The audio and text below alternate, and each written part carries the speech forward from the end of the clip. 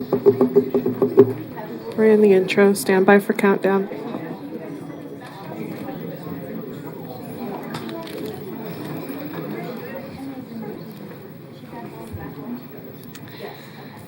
So for today, how much does a roof cost?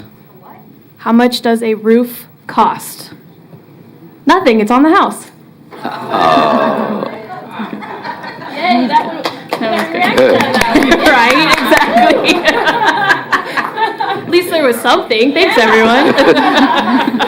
Good. Please tell that to Patrick Goebel back there. I buy my stuff from Star. Thank you.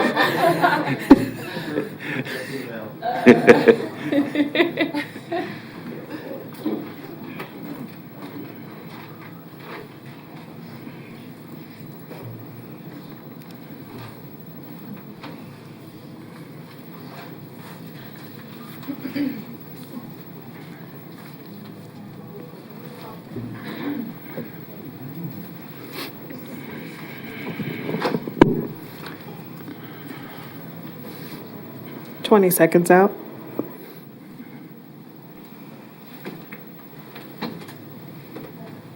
Stand by. 10, 9, 8, 7, 6, 5, 4, 3. Good morning and welcome to the Wednesday, August 24, 2022 Board of County Commission meeting. I am Nicole Gibbs, Community Relations Specialist. It's budget day here at the county and we have a lot of things to cover. Along with a few housekeeping items, we will have our public budget hearings, budget adoptions for Sedgwick County Government and Fire District 1. With that, Chairman, I turn the meeting to you. Well, thank you very much, Nicole. That was a short opening. Appreciate it. I do my best.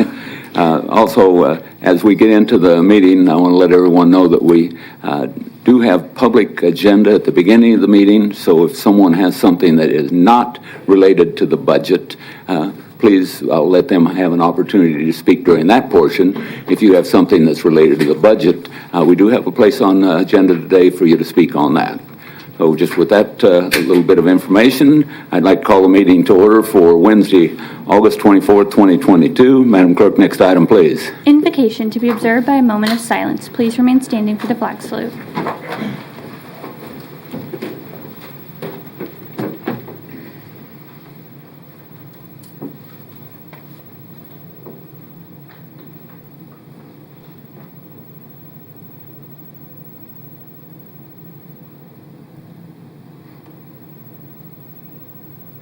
Thank you.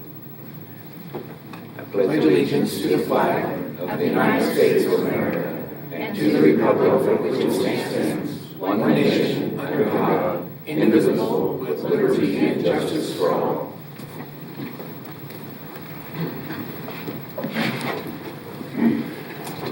Thank you. Next item, please. Roll call. Commissioner Meitzner.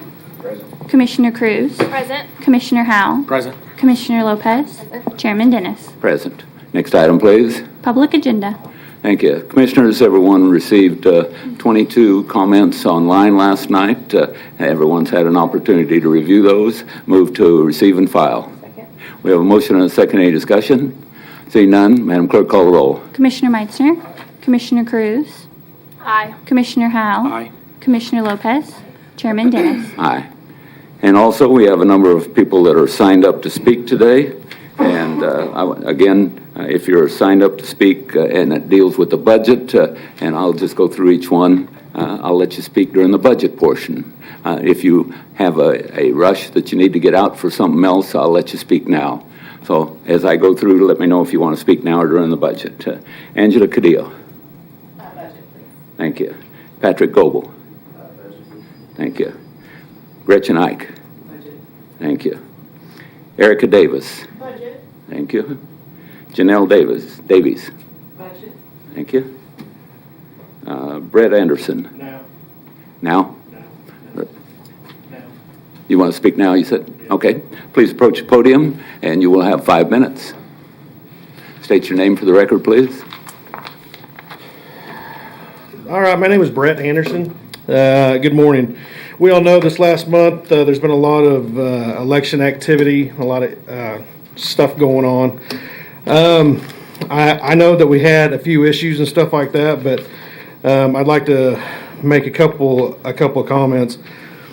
During the initial final canvas on 8/12 and then the last one on 8/21, there seemed to be a little bit of lack of understanding in the complete process of how the election works. I know we all know that you go in, you vote, you get it counted, but how everything works, I think on both sides needs to have a better understanding.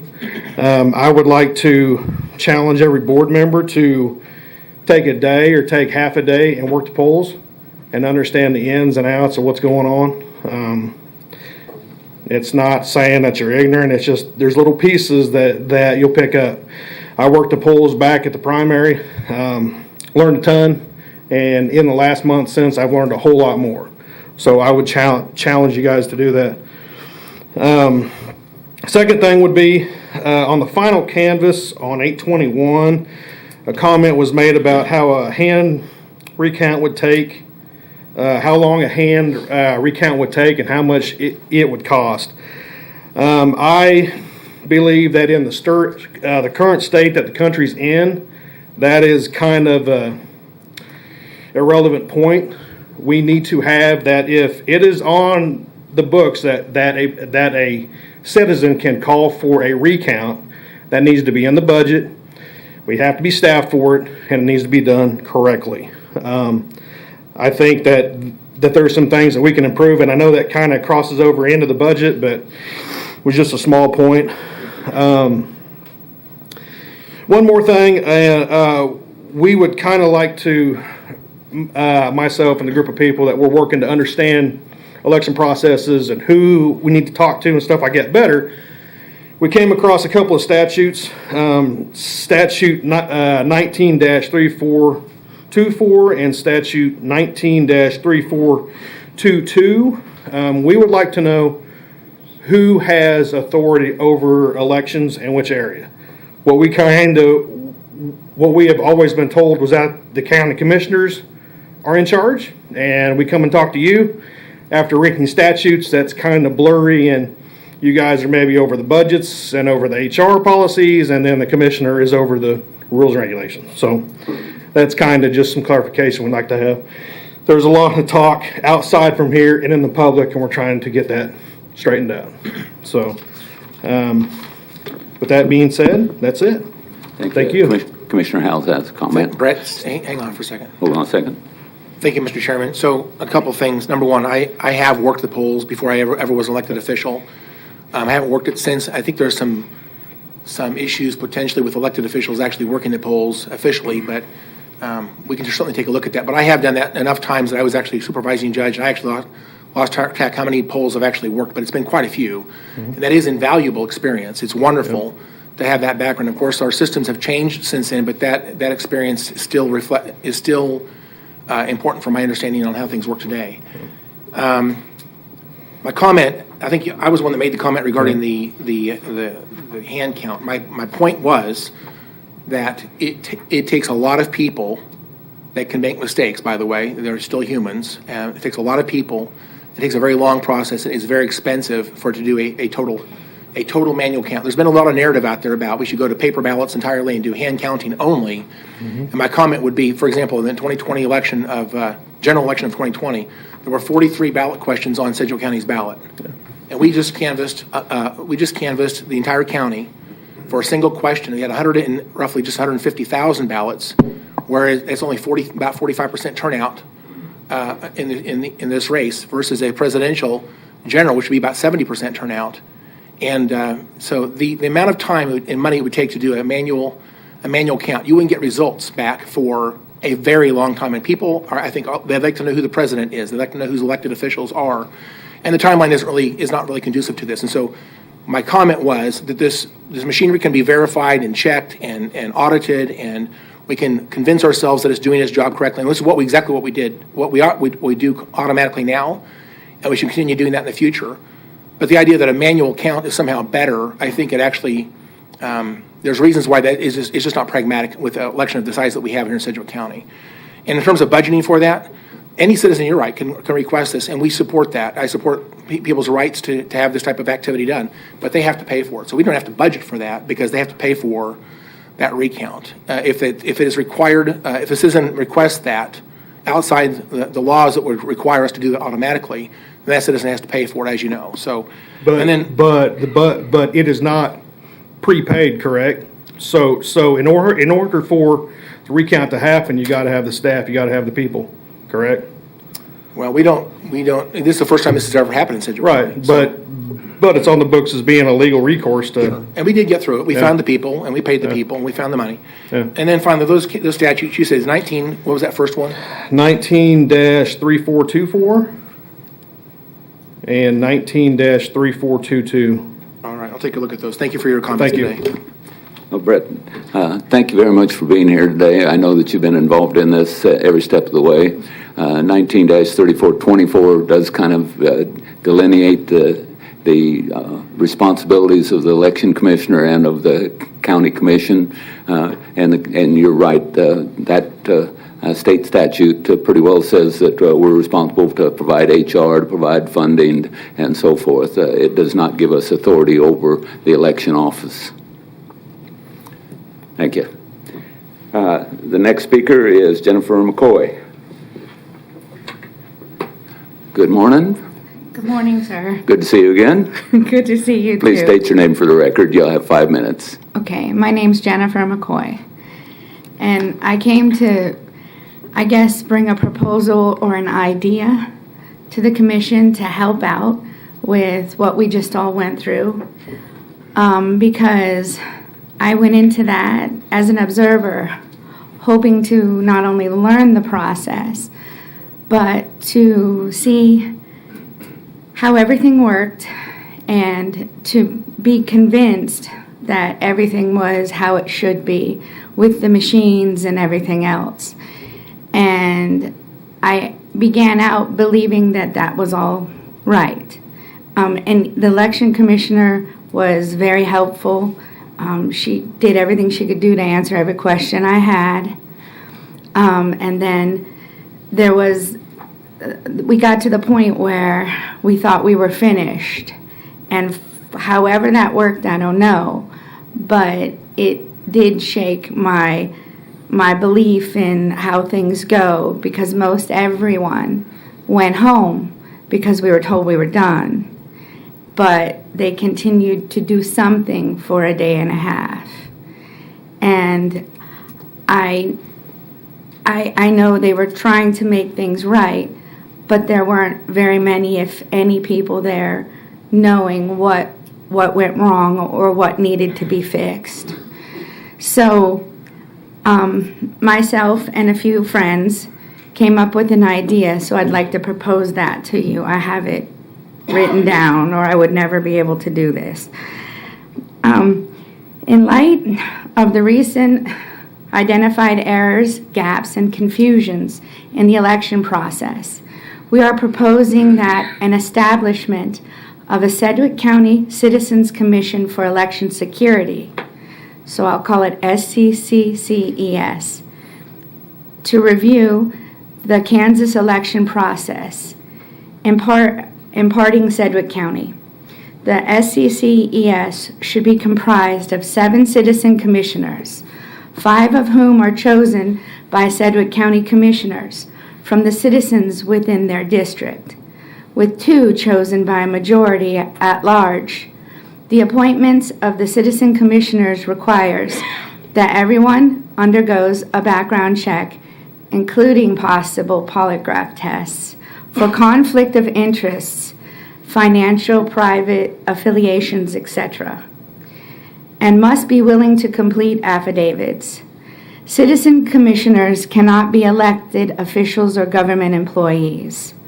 The SCCCES should be established for 2-year cycles and have the authority to review all aspects of the Kansas election process that impacts Sedgwick County. The SCCCES should convene at least on a quarterly basis to inform the citizens of their findings, updates, and have Q&A and dialogue with citizens. The SCCCES should be provided with a meeting space that is reasonably located to require information and organizations involved in the election process. Citizens may apply for the at-large citizen commissioners positions with their Sedgwick County Commissioner representative. The SCCCES must be established and hold their first meeting no later than September 30th, 2022. Citizen commissioners may not serve more than 6 years. Just like the commission has checks and balances, so should oversight of our election process. That's all. Thank you, Ms. McCoy. I appreciate it, and I appreciate your involvement. I know I saw you over at the Extension Center as an observer. I appreciate that. As I stated on the 19-3424, I don't know that we have authority to do that, but I would be happy to have that sent to our Secretary of State, because he would be the one that would have authority to establish something like that. I don't think that we would have that, but I'd have to talk with our attorneys a little bit more before I come to that conclusion. But based on the statute that I just quoted, I don't think that we could take any kind of action to oversee the election commissioner here in Sedgwick County. That said, a couple years ago, we had on our legislative agenda, there are 4 counties that the election commissioner is appointed by the Secretary of State, and 101 counties, the county clerk runs that. We did have it on our legislative agenda about 2 or 3 years ago. Our election commissioner at that time went up to Topeka and spoke to both the Senate and the House against the county commission, but I still think it's a good idea. So, Thank you, sir. thank you. Appreciate it. That's all of the items that were not part of the budget today. So, Madam Clerk, move to receive and file. We have a second. Any discussion? Seeing none, Madam Clerk, call roll. Commissioner Meitzner. Aye. Commissioner Cruz. Aye. Commissioner Howell. Aye. Commissioner Lopez. Chairman Dennis. Aye. Next item, please. Consideration of minutes. Item A, special meeting minutes of August 3rd, 2022. Commissioners, everyone's had an opportunity to review the minutes from August 3rd. Move to approve. Second. We have a motion and a second. Any discussion? Seeing none, Madam Clerk, call the roll. Commissioner Meitzner. Commissioner Cruz. Aye. Commissioner Howell. Aye. Commissioner Lopez. Chairman Dennis. Aye. Next item, please. Appointments. Item B, accept the resignation of Manuel Lopez from the Sedgwick County 2nd District Citizens Advisory Board. Mr. Papoon. Mr. Chairman, thank you, Mike Papoon, County Councilor. The only item we have under appointments today is actually to accept the resignation of Manuel Lopez. He is Commissioner Lopez's appointment to our Citizens Advisory Board, and we'd ask that you accept the resignation. Thank you. Commissioner Lopez. Thank you. Well, I'm really sad that Manuel's moving out of the district. He is just the latest, unfortunately, and a few that have done that recently. So, but I want to thank him for all of his time that he's spent coming to these meetings and being a part of these conversations. But I will move that we approve his resignation. I second it. Any discussion? Seeing none, Madam Clerk, call the roll. Commissioner Meitzner. Aye. Commissioner Cruz. Aye. Commissioner Howell. Aye. Commissioner Lopez. Chairman Dennis. Aye. Next item, please. New business. Item C, public hearing regarding the 2023 Sedgwick County budget and proposed property tax levy in excess of the revenue neutral rate and adoption of a revenue neutral rate resolution. Thank you very much. This is a 2-part item on our agenda today. The first part is I'm going to open public comment, take public comment and close it. At the end of that, we will have a vote on the revenue neutral rate. So at this time, I'm going to open public comment on the budget. The first speaker is Angela Cadillo. Good morning and welcome. Please state your name for the record. We all know you. Good morning. Angela Cadillo, Election Commissioner for Sedgwick County. Thank you for allowing me a moment just to speak to you today. I come before you to ask that the request that I had put in for additional staff be added back into the budget. It was part of my budget hearing request. It was a decision package, and it didn't make it into the final approved budget. I am requesting that you take a look at that. I think you have it in front of you. It's an addition of 3 FTEs. I don't really have a speech prepared, but just to say that our needs are growing. They're not diminishing. The needs of the daily work, the increased voter registration, all of the daily tasks that we have, we're working very, very hard to get those accomplished. And it takes all of our time to do that and not be able to address the bigger picture things that we need to address, such as the need to test more, the need to train more, the need to revamp election worker training, to recruit more public outreach, looking at potentially additional polling places. If you look at our full-time staffing table compared to some of the other jurisdictions, each full-time staff member serves about 10,000 more registered voters than, say, in Johnson County. I know they're not the same district, but at 329,000 registered voters, there's a lot to do. The other thing I just would say, and I'll wrap up, is that you have in front of you a table. It's this, and I would say most Sedgwick County employees work an average of 80 hours per pay period. This is the last 3 complete pay periods for my staff. So you can see that for a pay period, we're working between 129 and 200 hours approximately per pay period. So for the last 6 weeks, that's kids that haven't gotten to see their parents, parents that haven't been able to take their kids to the first day of school. I think in 6 weeks, my staff has had maybe 1 day off, and it wasn't the holiday. So we're working through that, and we'll work through the next holiday, and we'll work through Veterans Day. So weekends are not a thing. I have staff that couldn't take 2 hours to go to a father's 80th birthday party on a Sunday. So just know that when you look at these numbers, these are human beings. These are real people, and we need additional staff in order to be able to get the things done that we need to do for the county. Thank you. Thank you. I understand you do have 3 positions that are open right now. Where are you at on filling those? So we have 1 full-time position that is open right now, and we have not had it posted because it has technically become open on the 24th. We are working to fill some additional part-time positions. Okay. So do you know when you're going to have those positions filled? Are they going to be filled before the governor election? We would like them to be filled as soon as possible. At this point, we don't have time to conduct interviews. HR is helping with interviews, but we still need to be able to actually meet the individuals. Okay. Well, I appreciate the data that you provided us, but it's to be expected moving up and through a huge election like we just had. It's going to take a lot of work during that. And so it's kind of boom and bust.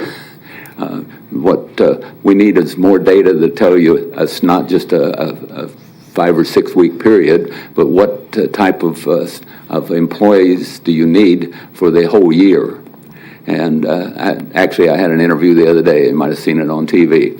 And I'm not adverse to taking a look at your staffing situation, but maybe you don't need full-time all the time because you only have a couple of big elections, and most of those are every 2 years.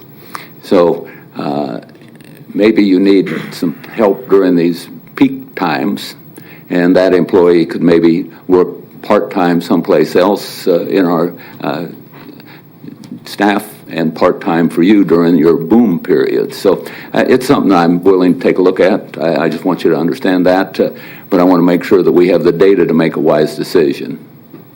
Okay? I don't see any other comments. I appreciate it. Thank you. Next is Patrick Goebel.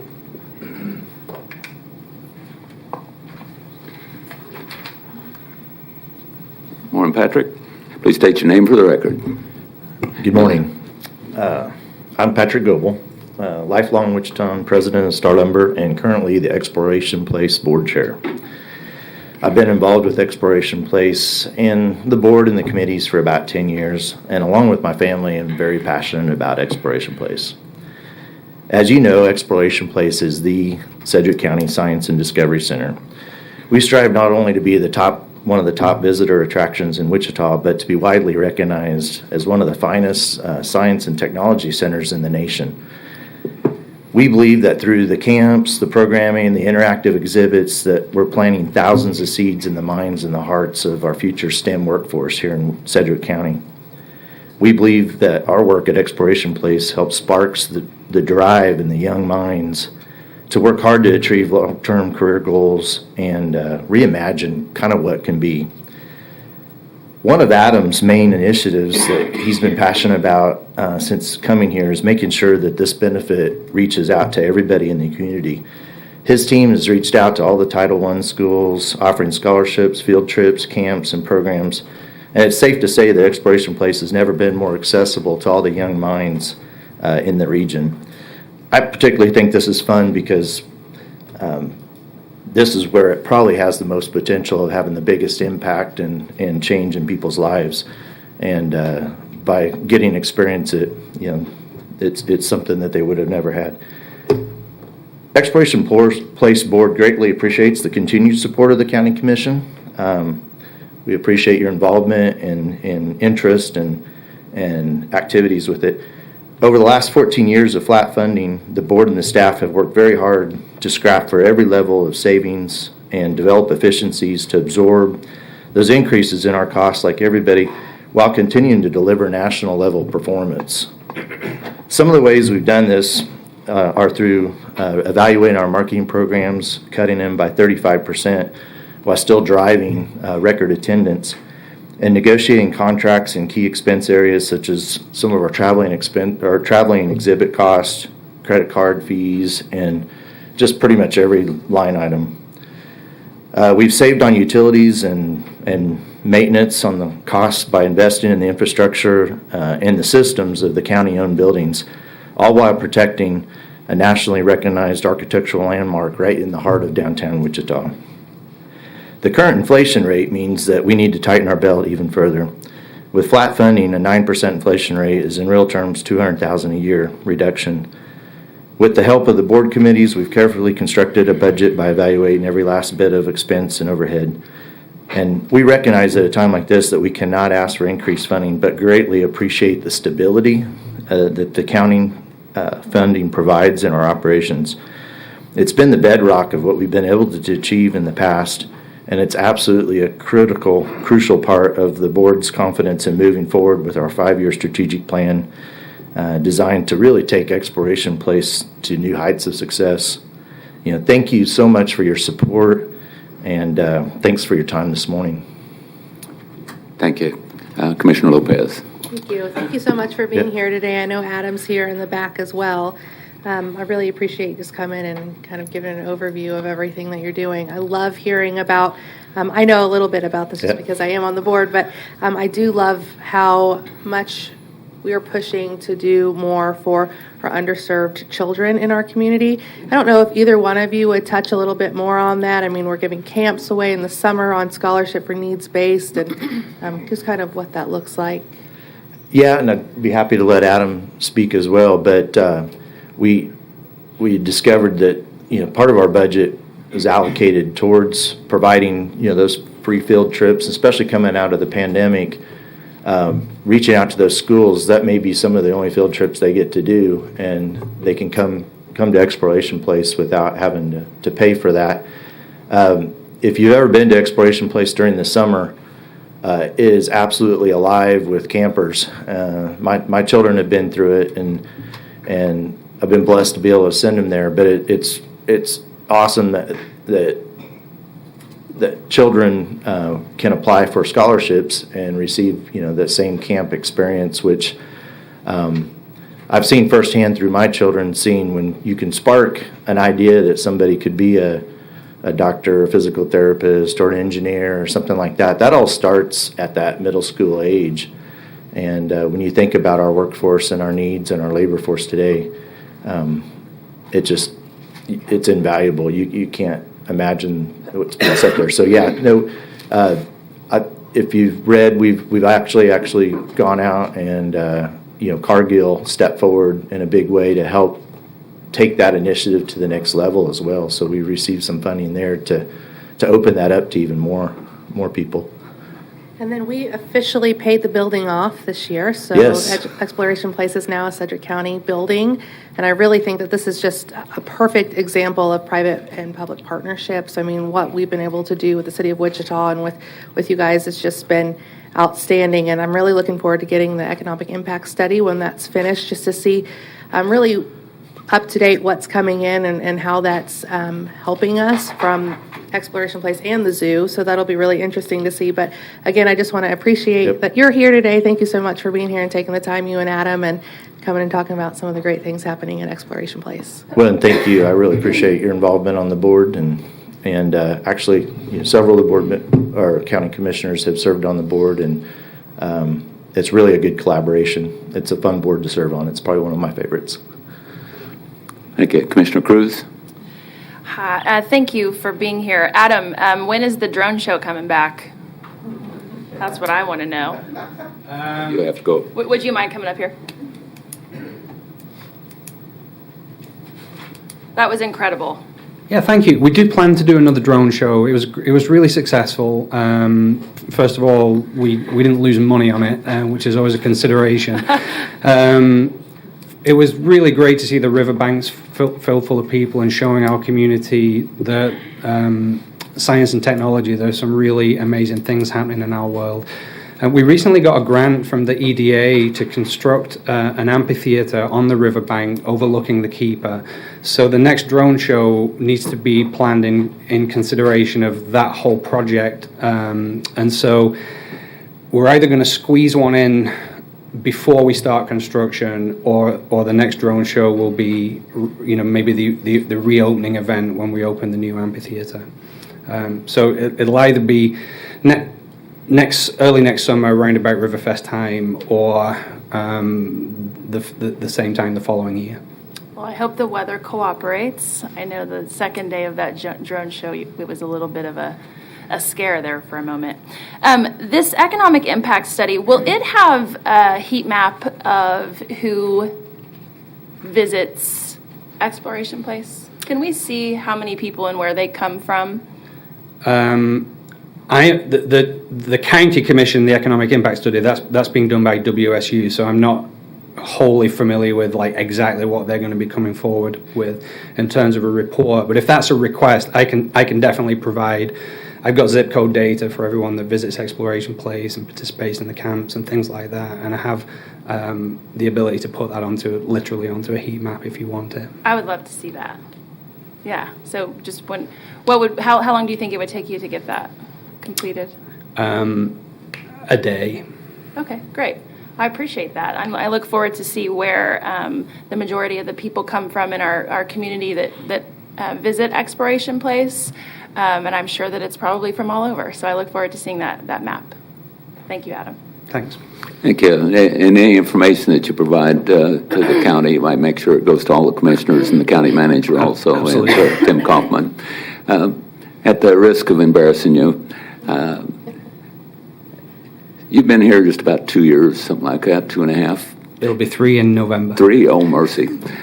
Well, I've seen more impact in the time that you have led Exploration Place than I have any time up to that. You're doing a fantastic job. Your board is doing a fantastic job. You are the anchor at one end of the river corridor, and we're looking to activate that entire river corridor all the way from Exploration Place all the way up towards Water Walk, and you're key to that. I was extremely impressed last year during the time that we were under COVID.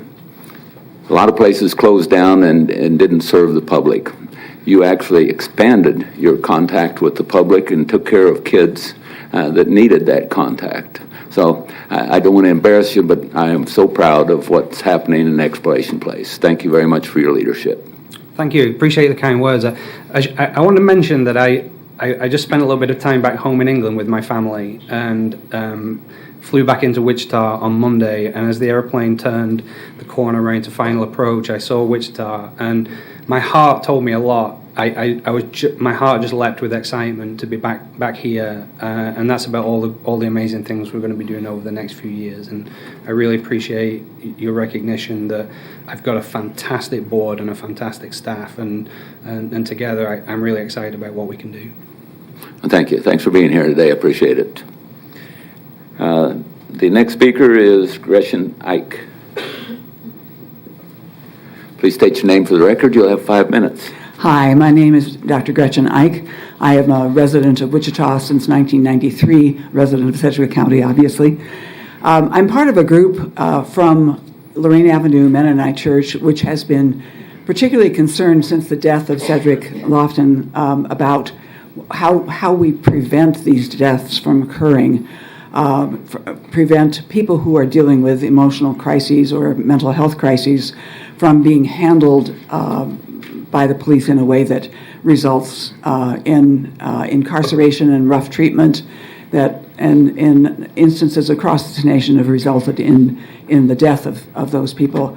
We know, and I know from my residence in Midtown, that mental health issues are expanding in our area, that people are really, we probably all have experienced it in our households, that people are having more and more meltdowns from the stress and the what they're having to deal with, both with COVID, with the economy, with the political situation and the tension and the inability of people to speak to each other.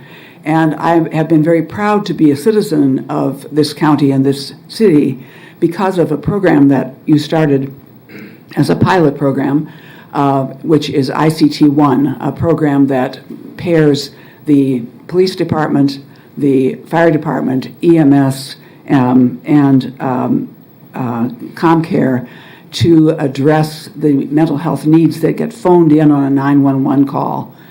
Unfortunately, that program, although it's been very successful, and it addresses the population that is most at risk, which is young people in their 20s and 30s, people of all ethnicities. It is a program that has been very hampered by being only available on Monday through Thursday from 8 in the morning until 6 in the evening. And that's if you think about it, when do mental health crises happen? They happen especially at night. You have somebody in the family that just goes berserk, or that is just so upset and irate, and the family doesn't know what to do about them, or they're suicidal. There are many, many kinds of health crises that are addressed by this pilot program, but they can't be addressed between the hours of 6 p.m. and 8 in the morning, and they can't be addressed on Fridays, and they can't be addressed on the weekends, which are the most crucial times. So I'm here as part of a group of people from our county and from my congregation, Lorraine Avenue Mennonite Church, to ask you to please increase the funding for ICT-1. This is an amazing, creative, recognized by the Council of Mayors and the blanking on the name of the other organization, as a very creative approach to dealing with what is a national problem. And it's an issue that needs to be addressed. We are doing our part as Sedgwick County, providing leadership that is actually recognized nationwide, and that will give us even more recognition if we can get it up and operating so that it works at all hours of the day. People are available, which means we need funding for staff. This is possible, and it's possible in creative ways by working with, like, Wichita State, other friends, Newman, other schools in the area. It's possible to increase the number of young people going into this field. We've had conversations with two of the commissioners, Sarah Lopez and Lacey Cruz, about this, and we're here to also pledge to do our part to expanding awareness in the city of this program. So please increase the funding, please increase the hours, please increase the capacity of our county to deal with this epidemic of mental health crises. Thank you. Thank you. Commissioner Cruz. Thank you, Chairman. Thank you, Dr. Agt, for being here today. As a fellow Midtowner, I completely understand the sentiments of it being a 24-hour issue. Every single day when I'm sitting on my porch, I see people that are suffering because of addiction, mental illness, and it's only getting worse. You're absolutely right. Expanding ICT-1 is an absolute goal, I think, of this community. Unfortunately, right now, we do have a real staffing challenge. Should this budget pass today, we will see an unprecedented increase to employees' salaries that we haven't seen at this county in decades. And so I'm excited about that because that is step one to having people in the seats that need to be there when the phone rings and a crisis is in motion. We're kind of sitting and waiting to see what the Spark Committee is going to do for the KU Med and WSU concept for their health sciences school. So until that decision is made, we're kind of in limbo about where ComCare will go because of the synergy that could happen in proximity with that new health sciences center. So I do believe that this will be enhanced in the next couple of years. We do have a mobile crisis unit right now that we also operate with ComCare that really isn't heavily talked about, but that is another avenue that we care for folks in our community. 988 just got passed, and so we are handling calls in a different way for suicide and mental health concerns. So we are making progress. I know that it's not as quick as the community members want to see, but we have made some significant steps, and I do believe, again, with the passing of this budget today, should it pass in its form that has been presented, we are making significant steps towards compensating our employees so that they feel that they could stay and make a livable wage doing this very intense work that is emotionally draining and just very difficult. So thank you for expressing your concern. Had ICT-1 been around, Cedric Lofton would still be alive. Right. I truly believe that. And I thank you for bringing his name up again. I think we have to keep it at the forefront so that this doesn't happen with any other member in our community.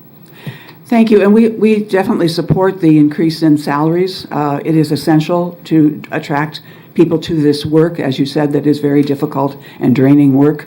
And we definitely support other creative avenues for trying to address these issues.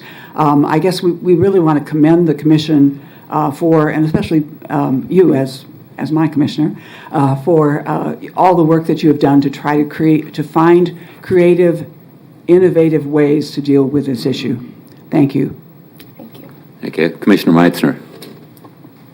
Thank you, Mr. Chairman, and thank you, Doctor, for being here. I just wanted to, I was at the City Council when we first tossed around this idea about ICT-1, and I was a huge part of helping support that, and then it came to fruition the first year when we were here at the County Commission.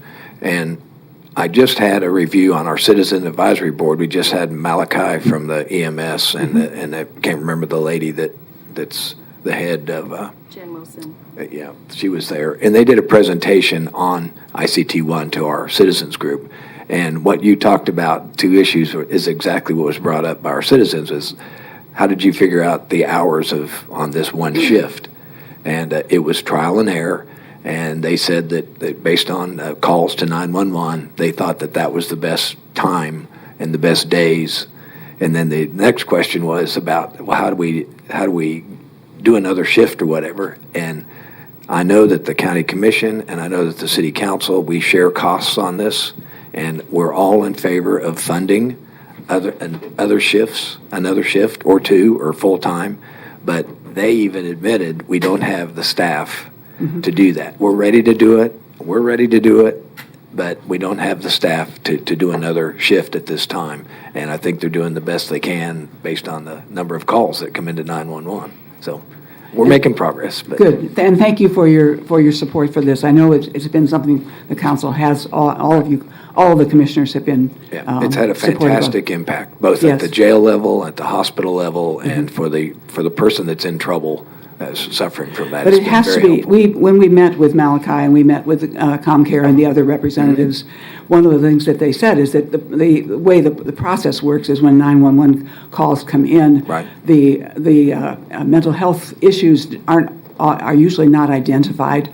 I mean, there are more emergent needs. Somebody's robbing a store, somebody's making a home invasion, or whatever it happens to be gets surfaced first, and the police get sent out, and then only later do the people who are routing those 911 calls get to the ICT-1. So the need is really great, and I understand the staffing issues, but we just want to tell you, keep on with this. This is really really a promising And the development. 988 number that's just come in play is also allows them to kind of triage into the phone call in real time and take it over. They say, hey, we'll handle this, and so Great. We're making progress. Great. But we got some to go. So Thank you.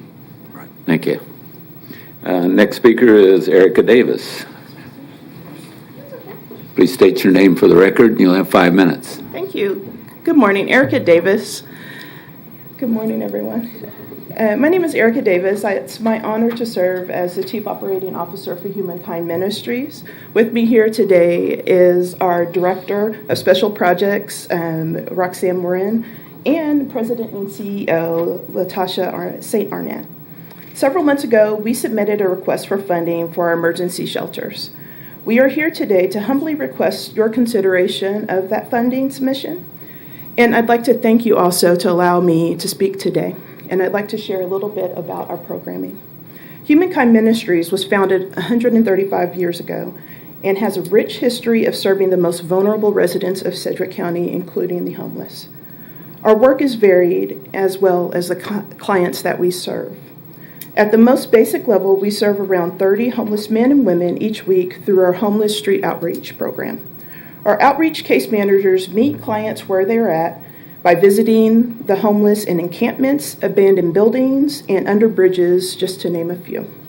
They provide basic needs including food, water, hygiene, and first aid, and most importantly, they build relationships with those that are homeless, and the majority of whom are suffering from mental health and substance abuse issues. Humankind also operates the county's only no-barrier emergency shelter, open during the 5 coldest months of the year.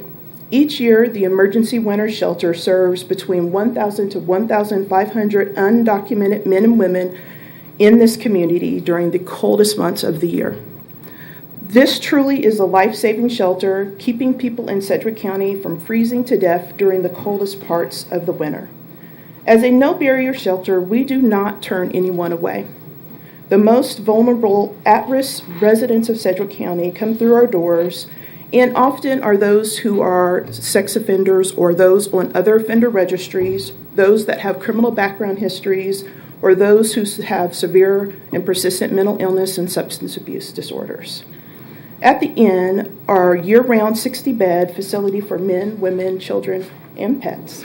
Our staff provide intensive case management services and life skill classes for our residents with a typical stay of 45 days to permanent supportive housing.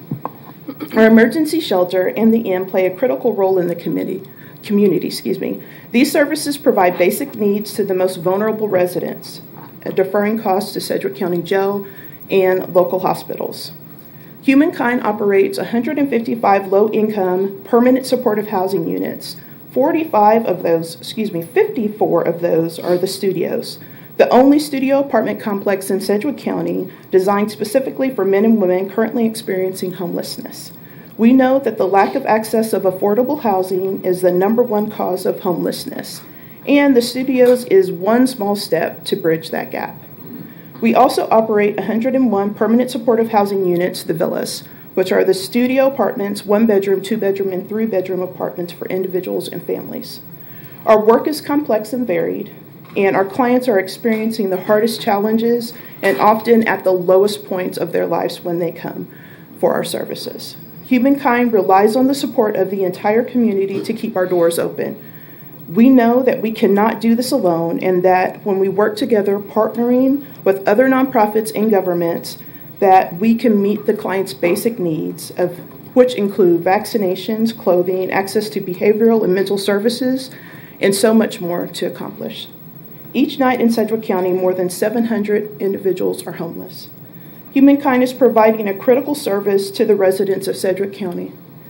In line with Sedgwick County mission to cultivate health, safe, and welcoming community through exceptional public service and effective partnerships, Humankind is kindly requesting consideration of funding for our emergency winter shelter and to provide life-saving shelter supportive services for the most vulnerable in Sedgwick County.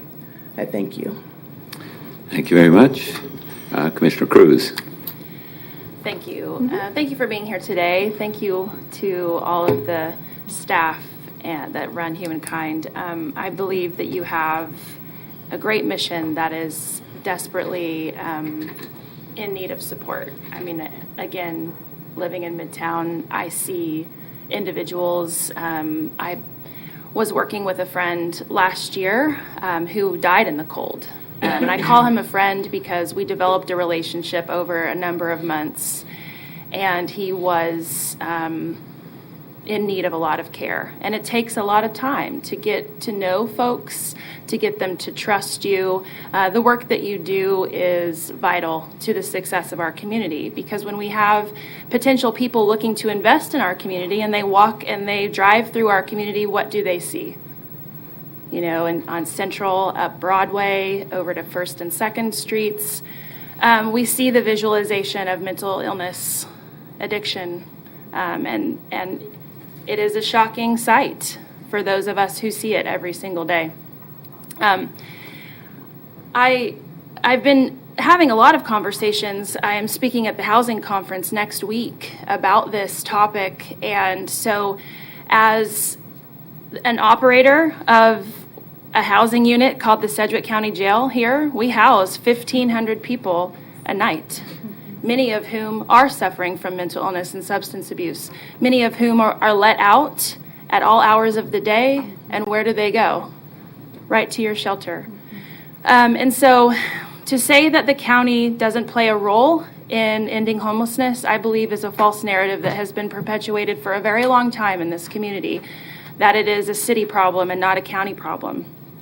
I do believe that it is a county concern as well, and we should start paying attention to it, because the effects of the ripple effect of it coming to our doorstep is through ComCare, through our housing programs at ComCare, through our addiction treatment services at ComCare, through our 911 services, through our EMS services, right? Through our county jail services, through our court system.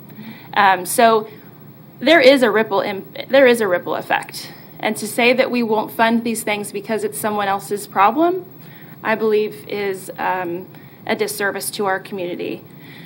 So I appreciate you being here today. What was the ask? Again, it was $125,000. That's correct. And Commissioner Cruz, I appreciate your kind words. I do want to hit on a couple things you said. We actually lost 4 homeless individuals last winter due to the elements, so they passed due to that. And we are a partner with the jail system. We are the only agency in town that is taking people after hours intake on an emergency, on a release basis. So on any given night, 120 men are staying with us. And with the exception of Union Rescue Mission, we're the only other provider in town really providing that service. Thank you, Latasha. Thank you. I don't see any other comments. I agree that part of the problem, part of the issue is Sedgwick County's. However, I believe the city of Wichita is also very much involved, and in addition, the community has to be involved. So it's going to have to go 3 ways. It can't all be taken care of by government. So thank you very much for being here today. Thank you very much for your consideration. Next speaker is Jonelle Davies, I'm sorry. Beg your pardon. That's okay. You need to know about Davis and Davies. Davis and Davies came from Welch, from the Wales. The Davies were horse thieves and left the E in their name. The Davises took the E out. So just be warned, I'm married to a horse thief. So I am here to advocate for increased funding for ICT-1. And I know that Gretchen has already given her speech about how we need more care.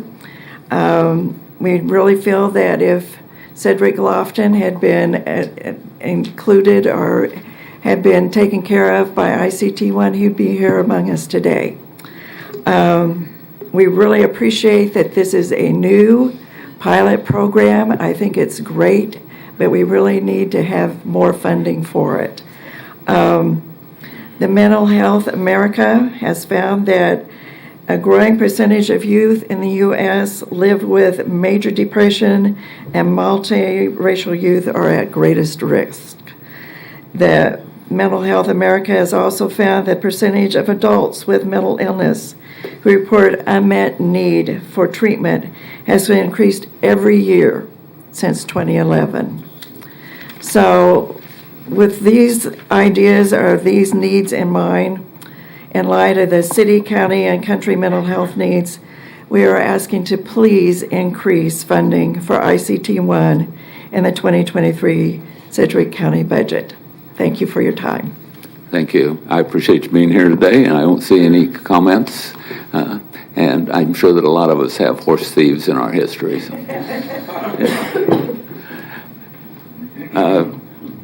Manager Stoltz, do you have any comments before we close public comments? I do, Chairman. Let me just do a little house cleaning here, and thank you for allowing the public to speak not only on our budget recommendations, but on the concept of the revenue neutral rate as well.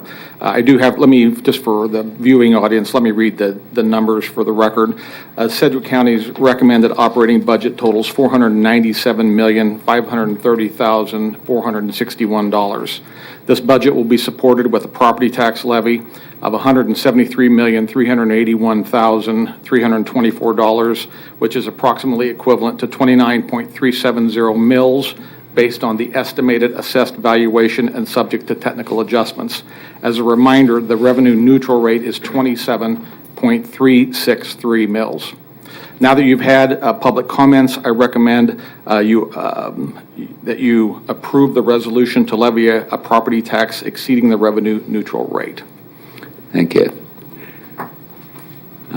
First of all, I'd like to make a motion that we receive and file public comments. Second. We have a motion and a second. Any discussion?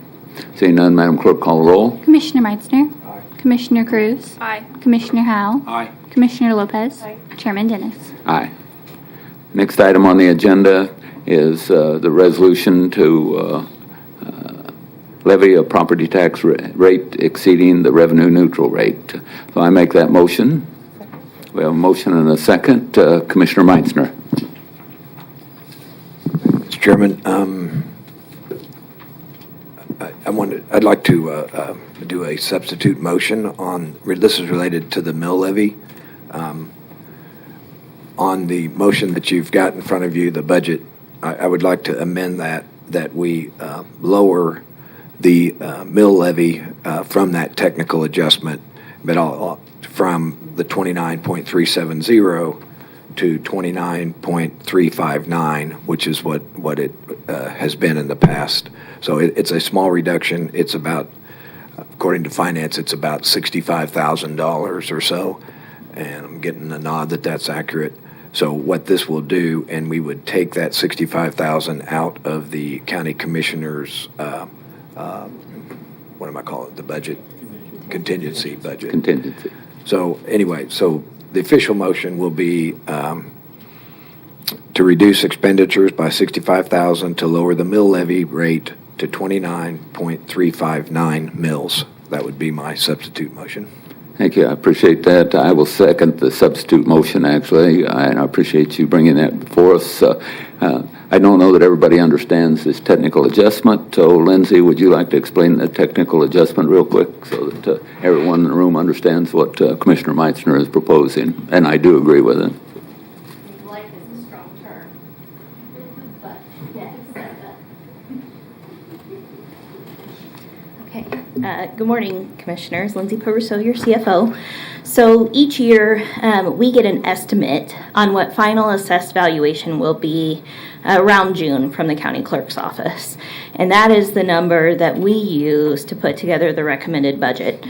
So for this recommended budget, we are proposing to use 29.370 because what happens after we have a recommended budget is values go through appeal, they may change, and so what comes out of the appraiser's office to the clerk and treasurer for billing that goes out in November is the real final number. So you all set a rate which generates dollars to support the budget. So When you set today's levy, we will say we want X many dollars to come into the county.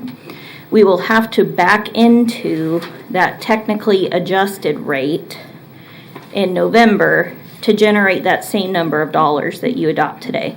So if we do 29.359, which is what you all intended to adopt last year for the 2022 budget, it was technically adjusted because valuations went down, so the rate had to go up a bit. It was technically adjusted to 29.370. That is our starting point for this year's recommended budget.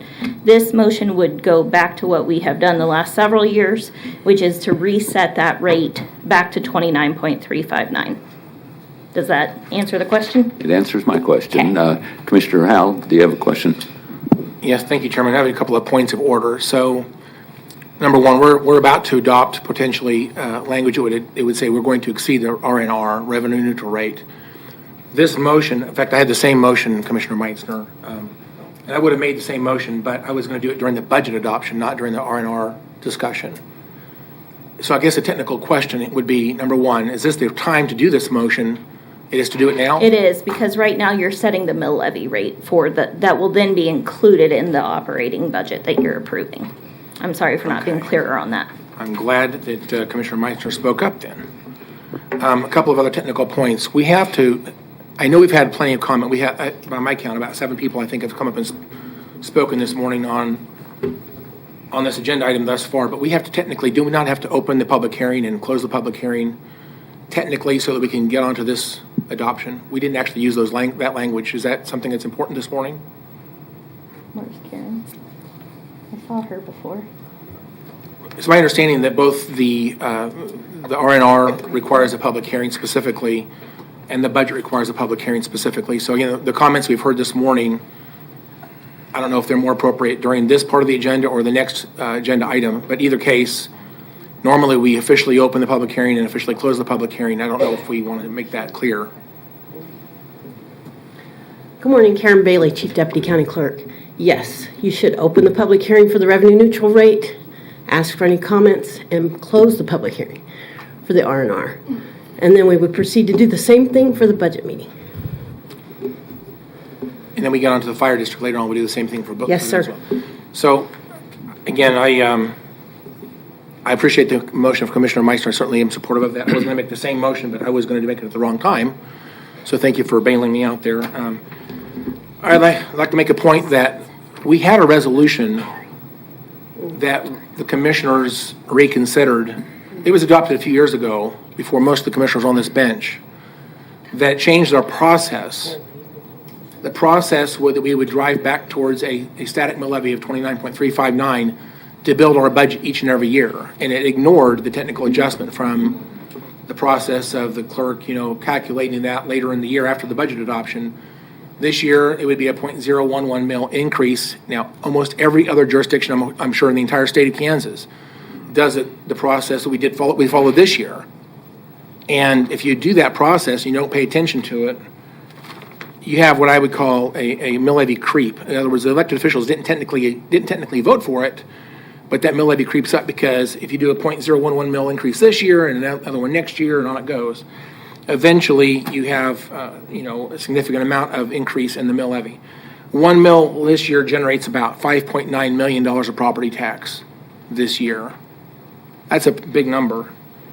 Wichita, for example, I heard yesterday, I was listening to their meeting, they adopted a budget, and one of the comments that was made is they've not voted for a tax increase, and I forget the number of years, let's just say 20 or 30 years, a long time. And I appreciate that, but it's really not exactly right, because Wichita in 1997 was 31.09 mils, and today it's 32.758. So they have a significant increase in their mill levy, yet they never voted for that because they weren't paying attention, in my opinion, to the technical adjustments that maybe happened over that period of time.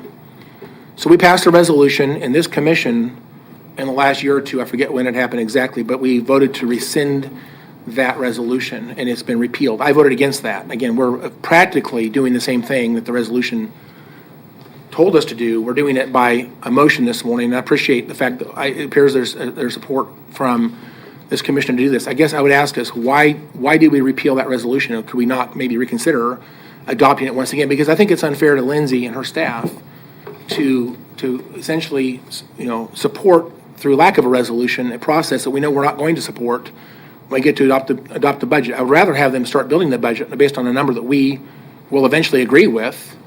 That I think is this is better for staff to have a better number, I guess, rather than a number we know we're going to change. So, to me, the resolution was important. I don't know if we want to take some time later, maybe later, to reconsider readopting that, because I think it's been very important. By the way, I have a graph. You all can't see it on TV or here, but I have a graph. It's on my Facebook page if anybody wants to look at that. But it shows since 2010 was the 1 year that we are using as our baseline, the county commission reduced the mill levy over about 4 years, and it dropped down to 29.359 in that year. And ever since that year, we've tried to stay on that number. And again, with the technical adjustment last year, we're at 29.370, but we've tried every year I've been here to drive this budget back to 29.359. It's always been a small decrease in what we could have taken had we just started with the technically adjusted mill levy. We would have had some small increases over this period of time. So I appreciate the fact that we've held this line, and I think it's important for us to continue to hold this line. Anyway, I will certainly support that, and I support the motion this one. And I have some other comments probably at some point here in a few minutes, but let's go ahead and vote on this if it's okay with you, Mr. Chairman. I'm fine to move on. Thank you. Thank you. We do have another comment, but I guess I need Mr. Papoon. When I made a motion to receive and file, I probably should have included the closed public comments and did not include that. Now, since that time, we've had one motion and a substitute motion. Can I legally go back and close public comments at this point and then come back to those motions, or do we have to act on those motions first? No, I think you can go back and close public comment, Mr. Chairman, and then I think under item C, which is different than the original, don't we? We'd still need to open the public hearing. Have we officially opened the public hearing on this item C? So for item C, and I was consulting with Karen, we actually double checked with the state because there was some lack of clarity and some confusion on this. We are allowed to have a joint public hearing / revenue neutral rate hearing. So we are okay with that. I think the only thing we need to do is formally say the words, close the hearing, and then we're square. Okay. So you can go back and close the public hearing. Thank you. I apologize to everyone. I did not finish up the motion properly. So at this time, I'd like to make a motion that we close the public hearing on the revenue neutral rate. We have a motion and a second. Any discussion? Seeing none, Madam Clerk, call roll. Commissioner Meitzner. Aye. Commissioner Cruz. Aye. Commissioner Howell. Aye. Commissioner Lopez. Aye. Chairman Dennis. Aye. And now we do have a comment from Commissioner Lopez. Thank you. I believe we removed the resolution that Commissioner Howell's talking about because it tied the hand of future commissions going forward, and so we did not want this board to tie the hands of future boards because it's not an easy thing to do, and doing anything that extended is just not something that I think any of us are comfortable with. The majority of us are comfortable with up here, so that's why we removed that resolution. I don't mind looking at this every year, and I think it's a conversation that should be had and should be had publicly and transparently every single year, and not something that we should just cap off and say future commissions can't do something, because that's not our role to tell them what they can do, just like it's not past commissions' role to tell us what we can and cannot do up here. You did send an email yesterday that talked about comparing the county to itself over the past 10 years and comparing the county to other counties around the state. Can you touch on that a little bit just so the public can hear some of that? Absolutely. Thank you. Thank you for that opportunity. So we do know that there is obviously lots of concern from community about taxes that are used to support the operations of the county, and rightfully so. But we wanted to put some of that information in context for the community to help them understand why we are proceeding with this proposed budget in the way we are. So first of all, I think it's important to note that nationally, we know that there are 2 job openings for every candidate that's currently out looking for a job. Kansas has one of its lowest unemployment rates since it's been tracked, at 3.4%. And we are seeing trends that are saying that there are a lot more folks who can work remotely. And so what that means for us then is our pool is even tighter than it ever was before. Before the pandemic, we knew that we were 14% behind market pay on average for our employees. And because of the pandemic, there was a year where we did not give any compensation adjustments. And then through the 2022 budget, there were reclassifications for a number of employees, but not everybody. And those folks who didn't get that got a 2% general pay adjustment. And of course, now we've seen tremendous competition in our community for people. And so we know we're behind, and the data tells that story. HR was able to tell us that, yes, as of yesterday, we have 670 vacant positions in the county. That does not include fire, it doesn't include COVID, it doesn't include those types of positions or any of the election or poll workers. Those are all separate and distinct from this group. So that means we have a 21% vacancy rate. So 4 out of 5 positions are filled. We're able to staff at an 80% level. And of course, as a service organization, that will have an impact on the level of service we're able to provide in a way that meets expectations for the community. Even after this budget would be approved, with an 8% pay adjustment for current employees and a 7% pay structure adjustment, we will still have our lowest starting point of $11.72 an hour. We will have 245 positions below $15 an hour even after this.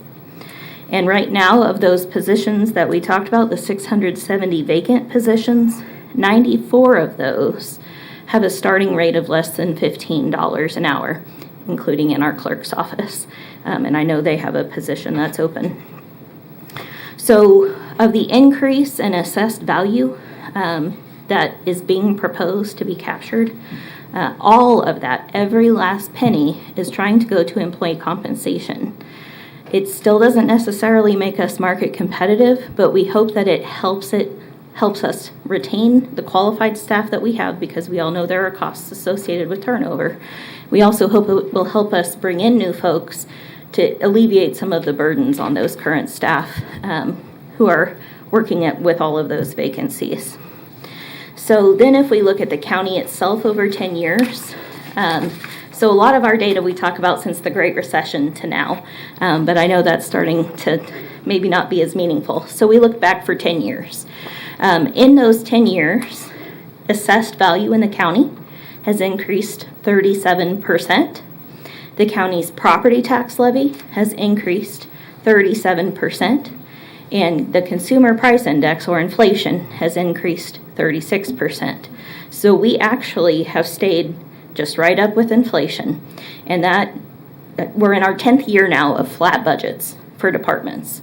And so that bears that story out. That's how we're able to do it. But that's why new programs are so hard to fund.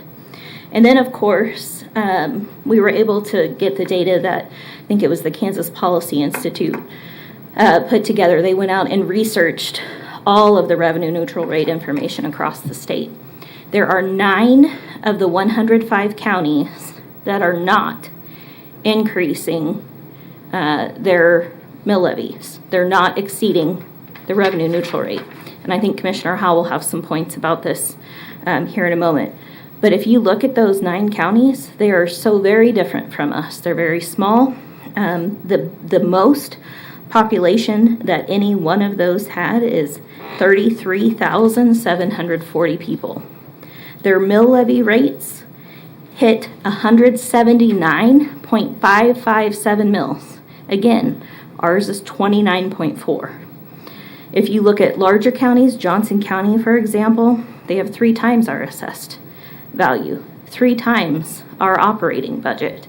They also are exceeding the revenue neutral rate. All of the large counties, all of the peers, as we talked about before with election commissioners, they're all exceeding the revenue neutral rate. Costs go up for government just like they go up for individuals. And right now we're not able to provide the complete level of service that I think the commission expects. And so this is an attempt to try and do that. So thank you, Commissioner, and I will yield to Commissioner Howell if he has additional points on that. Thank you. While you're up there, as we're moving through with all of these pay raises, because we have to provide pay raises if we're going to retain the people we've got now and recruit new folks. That money, a lot of it is coming from exceeding the revenue neutral rate. But in addition, can you talk about what we're drawing down to give the sheriff a pay raise and the other organizations pay raises? Absolutely. So after the recommended budget was published, the commission took action to approve the sheriff's request to increase compensation for his staffing table. So there is a financial forecast section in the budget book, but it does not reflect that adjustment. So even with this revenue exceeding the revenue neutral rate, even with 29.370 or 29.359 mils, we are looking at a deficit in 2023 of 6.0 million. That gets much worse in 2024, where we have a projected deficit of 10.5 million. And then obviously that will compound into the outer years. So I know it is already on the manager's radar to have discussions with department heads about how we're going to address this going forward. And I would say that if we did go with the revenue neutral rate, which is about 2 mils less, that is let me make sure I give you the right number. I believe it's, yes, 11.85 million in less revenue. So instead of a deficit of 6 million, we would be facing a deficit of 17 million. Instead of a deficit of 10.5 million, we would be looking at somewhere around 22 or 23 million, which puts us right back where we were when the Great Recession happened. And we haven't even really seen the effects of a recession that we think may be out there.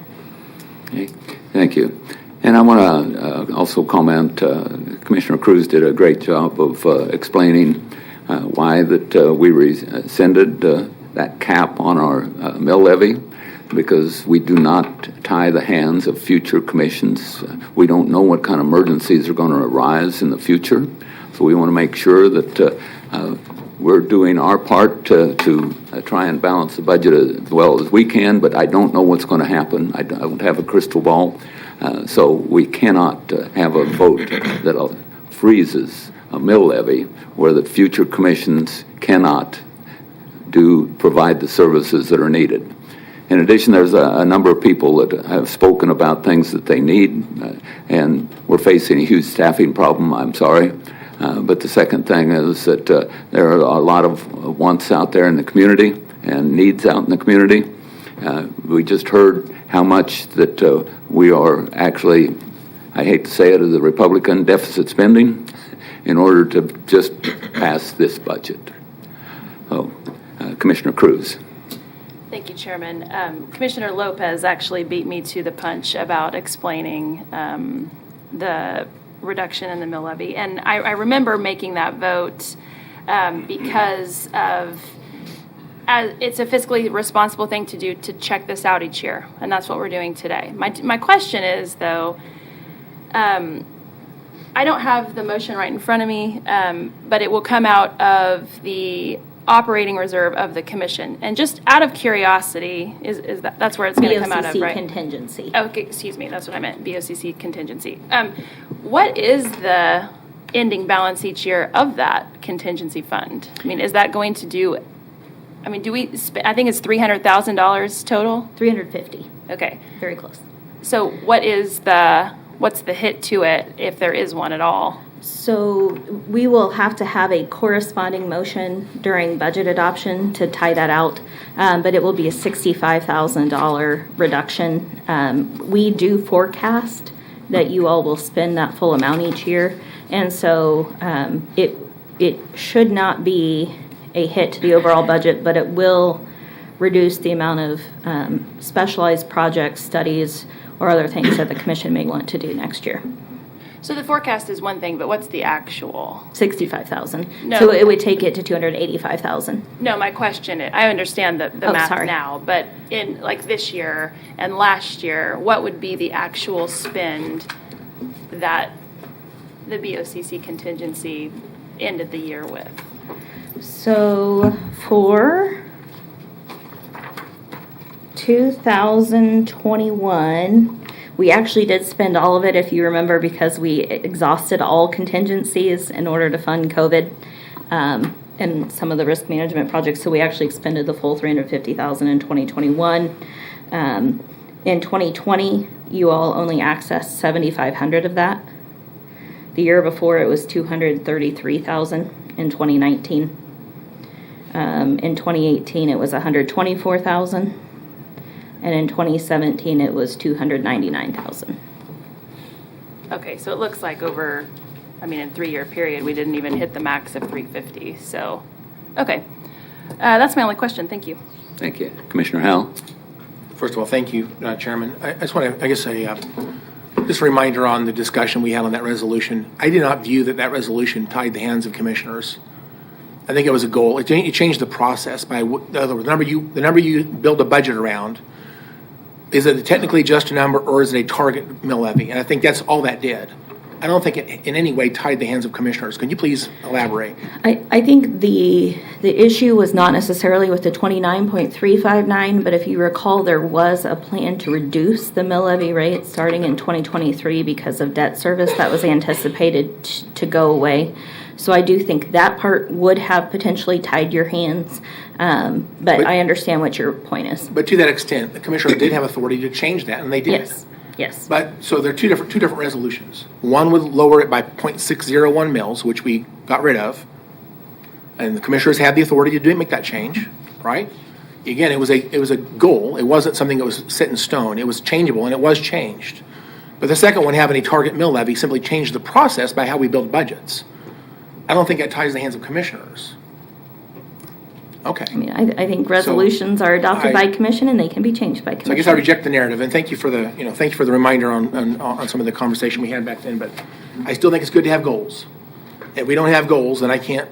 I feel like it's unfair to your people for us to have a number we know we're going to probably change, and I just think it's not the way we should do things. So anyway, all right. So a couple of things I want to talk about.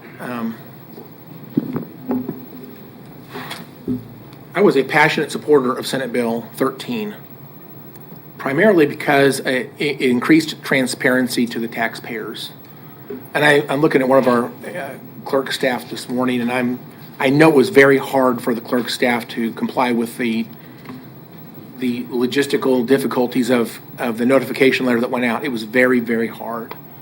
And I think, again, things that are brand new are generally harder than things that we get used to them over time. So maybe it'll get easier in the future. A couple of comments on that. So what the people, the taxpayers saw was a notification that came out that explained to them the different various taxing jurisdictions, and it showed them 2 years of history in both dollars and mill levy, and it showed them if they're going to exceed the revenue neutral rate calculation. If they are, then where the public hearing would be. And then again, today, right now, is when we're advertised to have that hearing this morning is on the revenue neutral rate, plan to exceed that number from by Sedgwick County. So that's what we're doing this very moment. But that letter, in my opinion, it provides excellent information. Again, and people have trouble understanding things that are new. I do think there needs to be an explanatory letter that goes with that. One of my biggest complaints was it was confusing. I think we ought to have some help on the website and maybe some information that accompanies that letter to the taxpayers so they can maybe better understand and maybe easier to understand terms what that letter does. But I love the part of Senate Bill 13 that provides that visibility. I have supported the truth in taxation law that passed back in 2013. I supported the tax lid legislation that passed in 2015, and in fact, Sedgwick County led by fixing that with a trailer bill in 2016. I testified in favor of that. Again, and every time it comes back to taxpayer information to the taxpayers for transparency's sake and holding elected officials accountable. And so I've supported all those things. And then in a couple years ago, we passed Senate Bill 13, again, replaced the tax lid. One of the things I advocated for at that time was there should be a calculation that, again, keeps it reasonable. So what Senate Bill 13 actually does, it says we have to live under a static snapshot in history. What was our property tax in some prior year?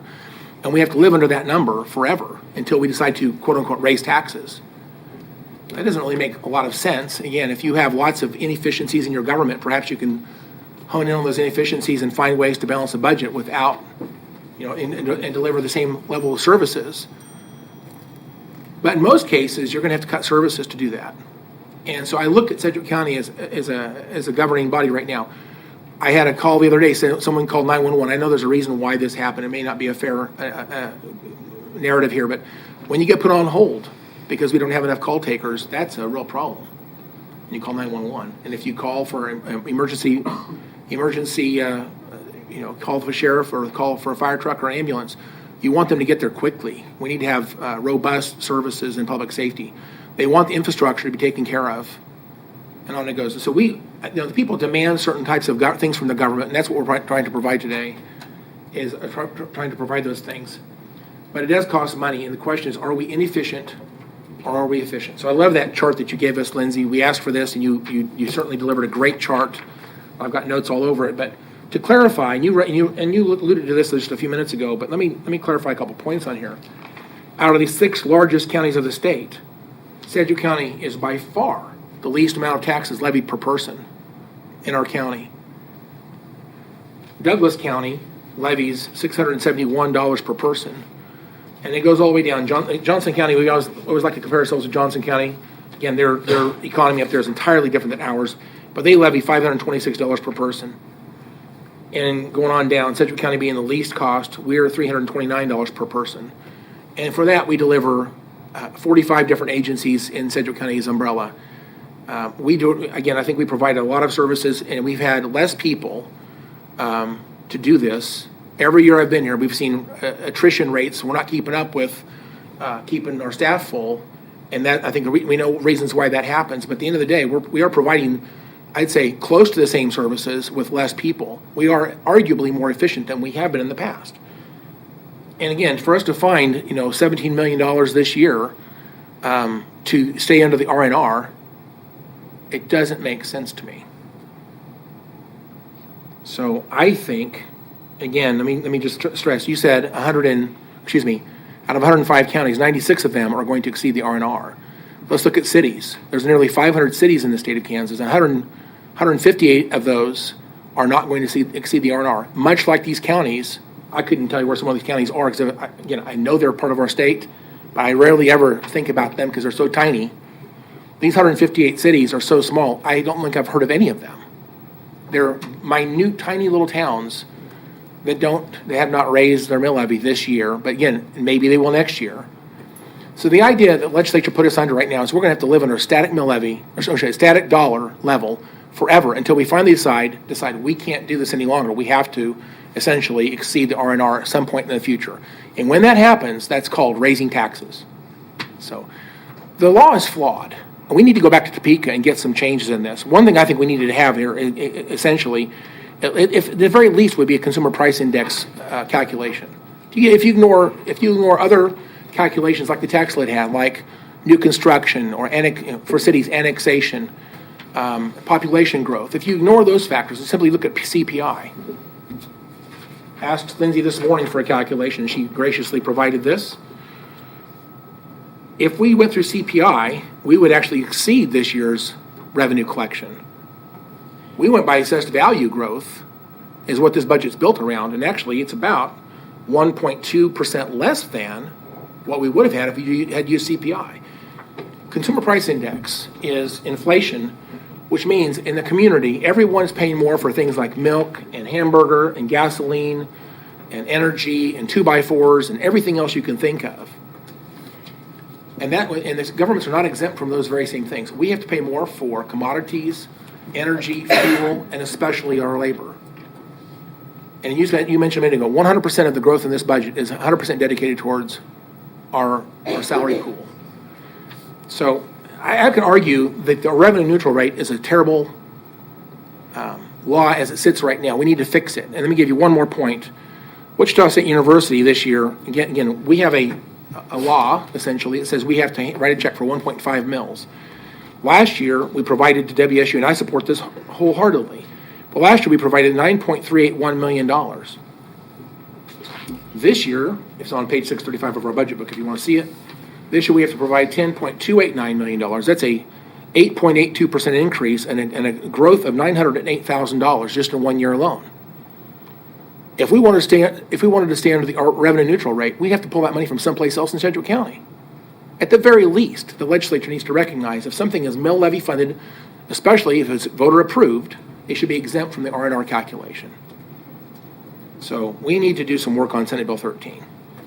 I haven't said all that. Let me explain the budget process briefly. Now, I can do this now, or I can do it later. I think I'll do it now. Our current budget process is we look at last year's mill rate. Again, most cities look at the technically adjusted mill rate. Then they get their assessed value from the appraiser for their jurisdiction, and they calculate, if you will, the maximum dollars you can take. If you multiply those things times each other, it tells you the maximum dollars you can take in from government, for government, by using last year's mill rate and this year's assessed value from the appraiser. That gives us, if you will, a goal number to build a budget under. Then we build a budget, and then, when it's all said and done, we hand that budget back to the clerk, and he calculates, if you will, a new mill rate, which theoretically would match the one we started with. But technically, usually it goes up a little bit. I don't like that process. I think that process is flawed, in my opinion. That's what we all do. Every government jurisdiction does that process. But I really wish what we would do is we would start with a budget. And we would essentially say, what does it need to run government? We need to start with a theory as what do we want to provide to the people we serve this year? What's important? What do we want to serve? What do we want to do this year, and to what level? And if you start with that, the rest of these details will work themselves out. One of the challenges I have right now is the people we serve right now have had to tighten their belts. They're struggling right now under this really difficult economy. I don't know the numbers. I know, Lindsay, you said our CPI through July was 8.52%. I think if you look at the last 18 months, it's probably closer to 15%, right? Probably close to 15%. And the people we serve are feeling that. And most of them are getting, if they get wage increases at all, they're getting a couple of percent if they get anything at all. Even despite the fact that unemployment rates are low, the wages in the private sector have not changed significantly. Now, we're under market in Sedgwick County, so we're going to put a lot of money into salary increases this year so we can retain the staff we have and hopefully fill the positions we need to fill. And I think we have a reason that we have to do that. But in the private sector, really the only solution to this economy is to tighten their belt. And so I guess I have a problem with using the maximum times the maximum to develop a budget. I think we should, in my opinion, partner with the taxpayers and find something in between those 2 points. We have an end point that says R&R, the other end point's where we are today. I think a middle point, somewhere between those 2 points, is where we should be. And unfortunately, that's not been offered today. So I probably have other comments. I think I need to stop talking, but my concern is that the revenue neutral rate is structurally flawed. It needs to be re-legislated. And what's proposed right now for us to capture 100% of everything and go to maximum budget, in my opinion, is a difficult vote. In fact, I have trouble getting there because I think that the people we serve are truly suffering, and I think we need to find a way to find that middle point somewhere between those two endpoints. And so with that, Mr. Chairman, that's all my comments for now. Thank you. Thank you. You've talked about Senate Bill 13 and the revenue neutral rate. This is a form that the clerk sent to me for one of my properties. And what it tells me right off, and I like to be able to see this, I really do. I think it's important. But first line, the state's not under the revenue neutral rate. So they exempted themselves. Wow, that strikes me as kind of strange. They passed the law, but they exempted themselves. And then it comes down to I have county, city, Wichita, and 4 things from my school district. Out of all of those, the county is the lowest one. And we have the most departments. So I think we're doing a pretty good job of managing what we're doing. We have great staff. We have a great management team that's looking at how that this is working forward. Is it perfect? No, I agree it's not perfect. But I think that we started this process back in February. Actually, the manager started with his staff, I think, last November, before that we ever went into the February meeting.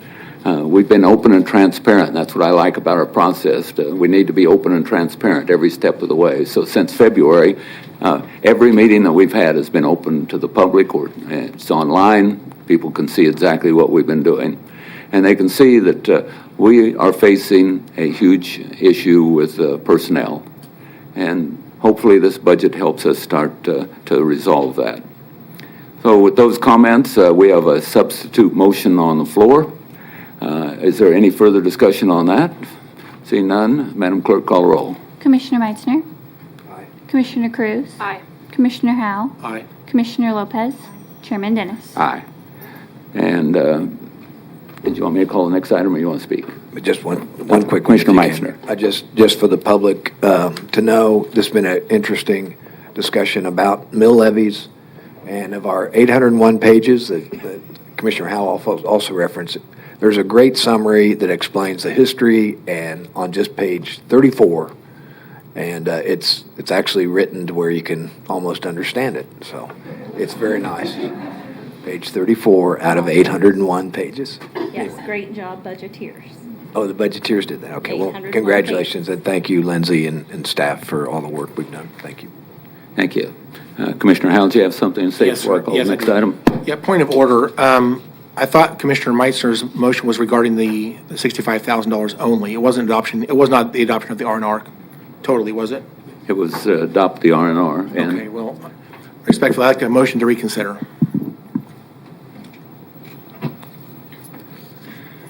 I'd like to have a motion to reconsider. I didn't think that, I thought that was for the 65,000 only, not to adopt the R&R. We should have had the motion reread. It was a long time between the motion and when we actually voted. I thought item C and D were combined. Is that, I mean, we had the... C and D are not combined. Okay. We were voting on the revenue neutral rate. I made the motion to adopt that. You made a substitute Okay, motion that's right. to That's right. make one change for the 65,000 for the technical adjustment. Correct. So that's the motion that passed. Right. Mr. Chairman? Correct. Again, had I read my motion, which I don't know what you have in front of you, Commissioner Meitzner, mine was, I would have said, I move that we reduce expenditures in the BOCC contingency by $65,000 to lower the mill levy rate to 29.359. It doesn't reference the R&R adoption whatsoever. So I don't know what your motion was exactly. Could we have the clerk read that back? The reduction of a budget of $65,000 and lower the mill levy to 29.359 mills. So it was not adoption of the R&R. Thank you.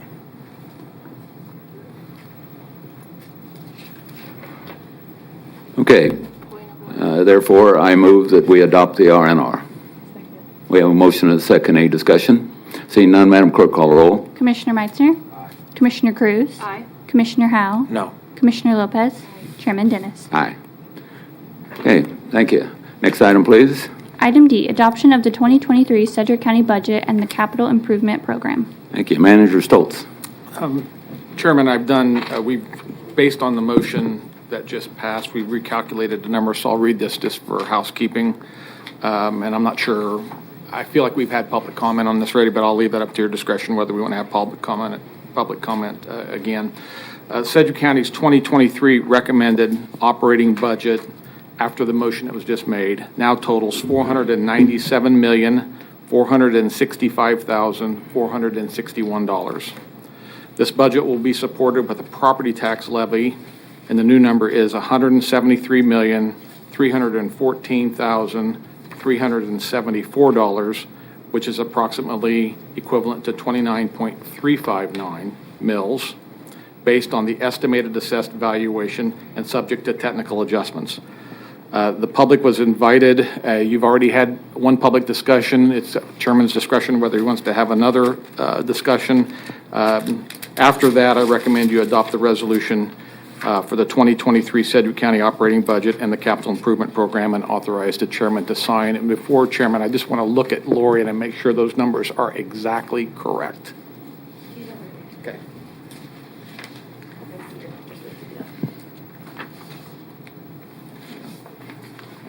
Yes.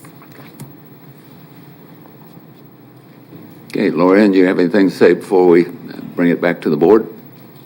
No, very good. Commissioners, do you have any questions of Lorianne or Lindsay or Tom?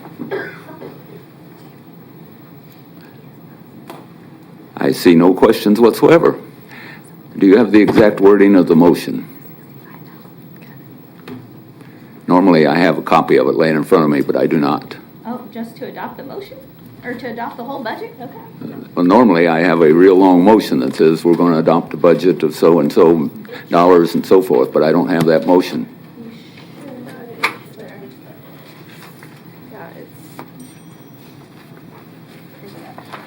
Oh. How did you all get it? I did. It's probably in your stack of 20,000 It might be. there. Okay. I've got one. Thank you. I move that we adopt the resolution for the 2023 Sedgwick County budget that includes an operating budget of $430,461 and the capital improvement program of $32,107,413. The total operating budget is partially funded with property tax levy of $173,381,324, which is approximately equivalent to 29.370. Is that Chairman, 29.359 mills based on the estimated assessed valuation, subject to review and technical adjustments. Chairman, you did a great job of reading the original motion. I want to change the numbers for you, though, so if you can have a pen. Why don't you read the motion? Yeah, We need a motion so we can debate it. You want to go? Oh, Commissioner Cruz, did you have something? Yeah, thank you, Chairman. I should have given you the one I wrote down the correction on. My bad. I do have a couple of questions. I wanted to see how, this plug and play model here of what the election commissioner has asked for. I'd like to see how that impacts our budget. But we don't have point of order, we need a motion of some sort that we can discuss, and then from that, then we can decide to add or subtract from that. We don't have a motion to do anything with the budget at this point. As a point of order, I thought we did this before we made the motion. I thought we did all of this before we made the motion to determine how much money that we would be making the motion for. Okay, ask your question. Okay, thank you. I will ask it again.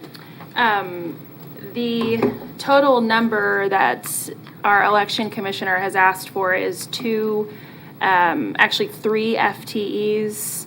On her sheet here, I believe, did she ask for two? I thought she came and asked for two, but three is listed at $85,722.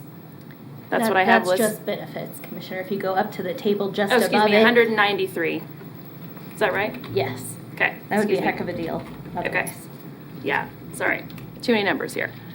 So could we plug that in and see what it would do?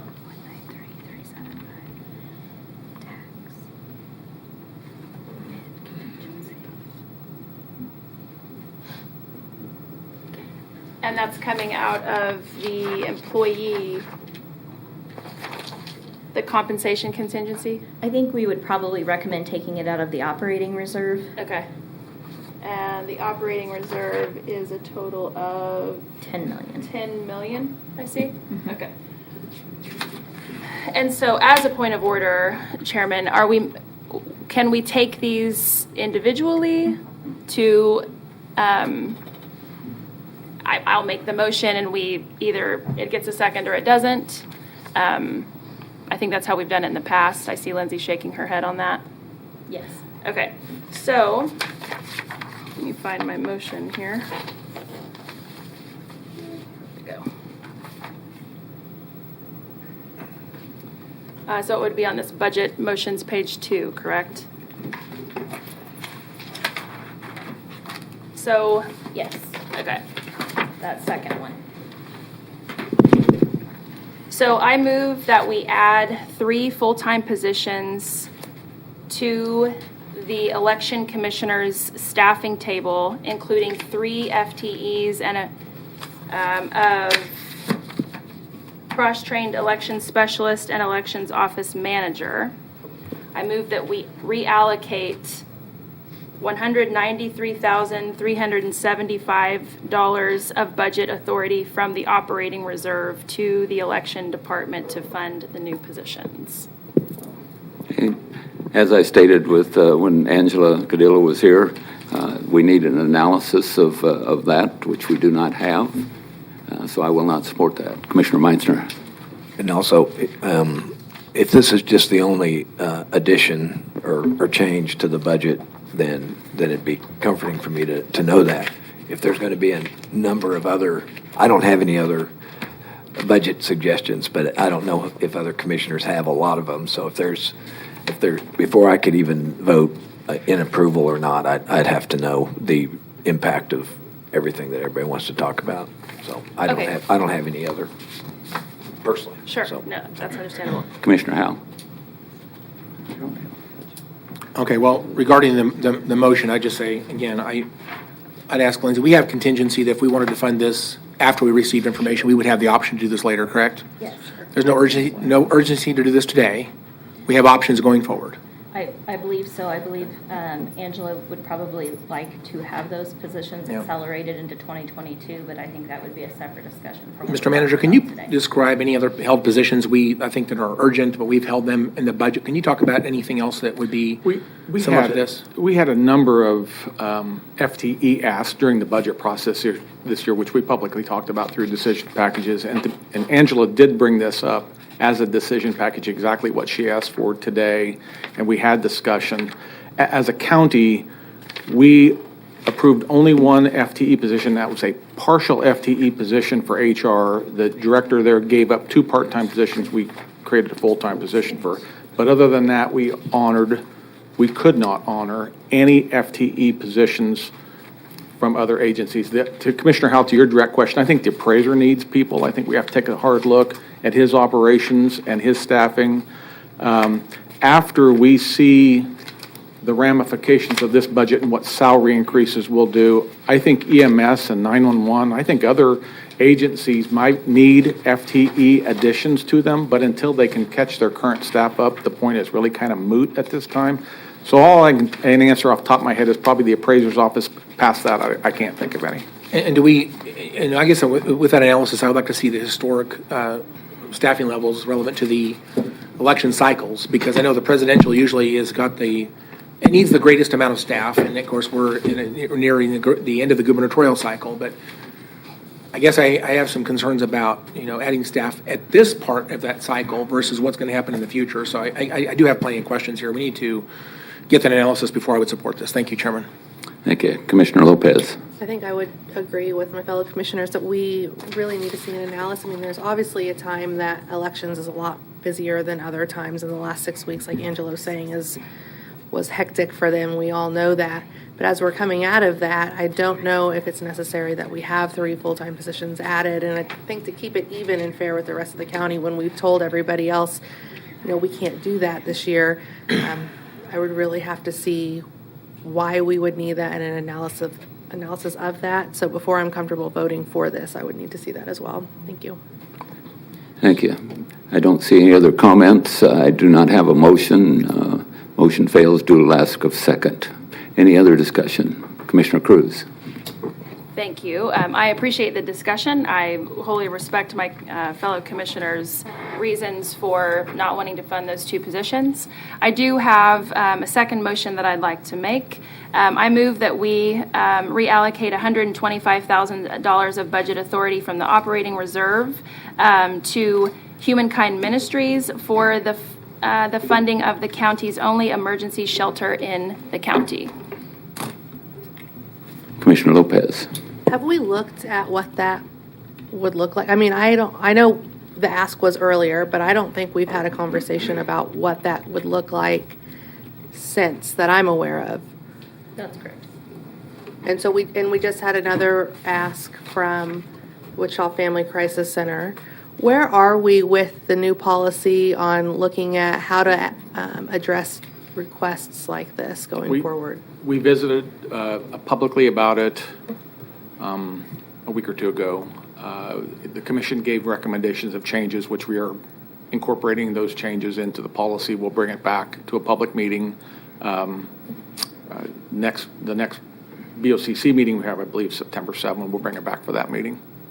Okay, I think I would be more comfortable waiting to hear what we do with that, just because this is another ask on top of the one we just received for, I think the other one was 1.2 million. And so I don't want to say yes here and no here without having a baseline of where we are for both. I want to keep things as even as possible. So if we could have that conversation first. I know last time we helped fund Humankind, we were able to do that out of budget cycle. So I know it's not ideal to do it that way, but if we could look at it when we look at the policy, I think it would be a lot easier to keep things as even as we can for nonprofits across the board. Thank you. Thank you. Any other comments? Seeing none, motion fails due to lack of second. Commissioner Howell. Mr. Chairman, I've got a couple of things I'd like to talk about. In studying this budget, one of the, again, let me start off by saying this is a very thin budget. This is the most difficult budget I've seen in my 8 years on this bench. The first one in 2015 was, you'll remember the Quit the Cuts campaign, right? I do. We came into that budget with $8 million shortfall, and we solved it, and I don't know how much that was deficit spending. I'm not sure any of it was. We did solve it, but it was extremely painful. And I don't think we want to return back to that. But I guess I'd just say this. The idea that we're, again, I talked to one of the city council members yesterday in one of our cities, and they still have this opinion we're sitting on lots of ARPA funds and we have lots of money. We just need to use that money to run the county. I don't think that's accurate at all. Number one, we most of that money, in fact, I'd say all of that money went towards COVID relief. And a little bit of money we have left right now is still earmarked for COVID relief. I don't think we have any of that money that would be used for operations in Sedgwick County. We have about a $9 million contingency at the moment, but yes, that's been part of the concern is if we use it for operations, what do we do in future years when that money runs out? Right. So I'd like to dispel with that math. But anyway, looking at the budget, I would characterize this budget as extremely challenging, and so I'm trying to find places to cut, places that we can do things a little bit differently. And one of the things that I stumbled across is our travel budget, and I'm disappointed that, again, a couple of years ago I think we froze travel, and I think we ought to maybe reconsider freezing travel again for our staff. I don't know how to do that today, but I would like to make a comment that I think we need to freeze our travel, and we ought to be looking at things like memberships and things like that, trying to reduce expenditures to our taxpayers. But there's one part of this really bothers me. I'll just say this. In my 8 years being here so far, I've spent $747.84 for out-of-state travel total. I've been on 2 trips, and the total that was $747.84 over 8 years. Just last year alone, we spent $14,000 for commissioners to do travel out of state. I think that rather than setting arbitrary limits on travel expenditures, I have some language I'd like to see is codified today. Let me read this. This is my motion. It says, I move that we would require a monthly report of county-funded out-of-state travel expenses incurred by county commissioners to be posted on the county commission's webpage. The report should include the commissioner's name, who traveled, the destination, the dates of travel, and the purpose. It should include detailed accounting for any expense paid directly by the county, any reimbursements or per diem amounts paid. Details accounting should include the cost for travel to and from the destination, lodging, meals, transportation while at the travel destination, and any other incidental costs. I can give this to the clerk, but that's my motion. I think we need to restrict commission travel, especially this year. So I don't know if we want to put a sunset on this or not, but I think right now this is not the time to be traveling. We can't afford it. That's my motion. Commissioner Lopez. Thank you. I don't have a problem with that motion and being more open with what we're doing, when we're doing it, why we're doing it, what we're getting out of those trips. I do think it's kind of an ideological difference that we have here, because I think it's really important that as leaders, we're continuing to learn. I mean, I come from the medical field where you have to have continuous learning hours just to keep a license. And so I think leading an organization, especially of this size and that has the impact it does on the community, it pays off a lot to see what other communities are doing. When I go to NACO, I get to hear from other counties that have very similar issues that we do. I mean, we're not special in that we're having a shortage with our sheriff's office or EMS or having mental health issues and all these things. I mean, that we are not the only ones suffering from that. And there's so many other communities around the country that have done so much. I mean, ICT1, we didn't make that up.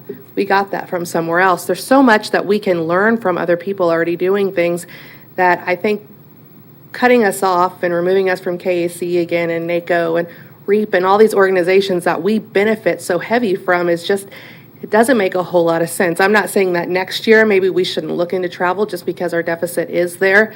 But I think to say that travel and to not being a part of these organizations is good for our community and for our county, I think that's irresponsible. Thank you.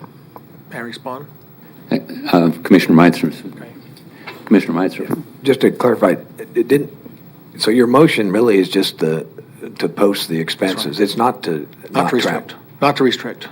Okay. But simply provide information. Correct me if I'm wrong, but before I was on the commission, didn't you all do a thing where we post the checkbook every month or something? I mean, isn't it already available?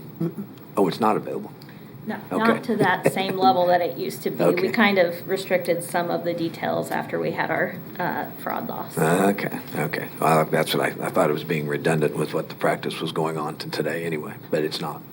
Okay. Not to the same degree. So your comment about restricting travel has nothing to do with Yeah, I apologize. I shouldn't have used, if I did use that word, I didn't mean to use the word. I don't want to restrict travel. I simply want to be transparent because, again, I think that we are struggling with finances this year, and I guess I want each commissioner to realize when they travel that the public will certainly, have an opinion whether this was important or not. And by the way, just to the previous commissioner's comment, I've gone to KAC every single year I've been here. And so I don't suggest we should not attend KAC, but NACO is in Washington, D.C., and there's other conferences around the country. At the end of the day, those trips are fairly expensive, but we can take a one or two day trip to Topeka or whatever it's going to be, and spend one night in the hotel and come back. That's not part of this. So I suggest again, this is about out of state travel, only out of state travel, not intrastate travel, but out of state travel is what I'm talking about. Commissioner Cruz. Thank you, Chairman. I, too, don't have an issue with posting anything about this. I would encourage us to make sure that for safety reasons, I'm a single mom. I don't want people to know when I'm out of town. I think that we're public figures, and so it's important for us to take necessary safety precautions and post it after, post-trip. The other thing in regards to traveling out of state, it is vital to the success of our community to be innovative and reaching out in this nation. There are a lot of ideas that we could garner. Specifically, one idea is a behavioral health jail in Nashville, Tennessee. They are doing some things different there that we could possibly learn from in order to better serve our community, to reduce the overall burden on taxpayers. People are currently in the state of punishment rather than rehabilitation. In Nashville, they have changed that thought. They have shifted their mentality to how they handle inmates that are in their county jail system. So that would be one thing that I think that we should really consider and encourage commissioners to. We are big picture thinkers here. At least I'm a very big picture thinker, and I think it's important that we connect with other leaders across the nation to ensure that we are bringing the best ideas, the most innovative ideas, and the only way to do that is to get out in the the nation and go and check it out and speak with those people. I'm a very visual learner too, and that's, we all learn different ways and we all soak up information different ways. So to restrict us to just in-state travel, I think is a disservice to this community, and we could find ideas that aren't necessarily in our state to bring back to our state in order to keep up with this nation and attract a talent and bring innovative ideas. So I agree. As long-winded as that was. And can you read your motion again, please? Yes, I would be glad to. Again, this is not a restriction. This is simply a required for reporting. I move that we require a monthly report of county-funded out-of-state travel expenses incurred by county commissioners to be posted on the county commission's webpage. The report should include the commissioner's name, who traveled, the destination, the dates of travel, and the purpose. It also should include a detailed accounting for any expenses paid directly by the county, any reimbursements or per diem amounts paid. The detailed accounting should include costs for travel to and from the destination, lodging, meals, transportation while at the travel destination, and any other incidental costs. Second. Well, at this point, I won't be voting for this, and I'll explain why. A couple weeks ago, Commissioner Howell presented two very detailed options to us. We went through a staff process, and we got complete briefing on it. We took it to the county commission meeting, and we got more feedback from it.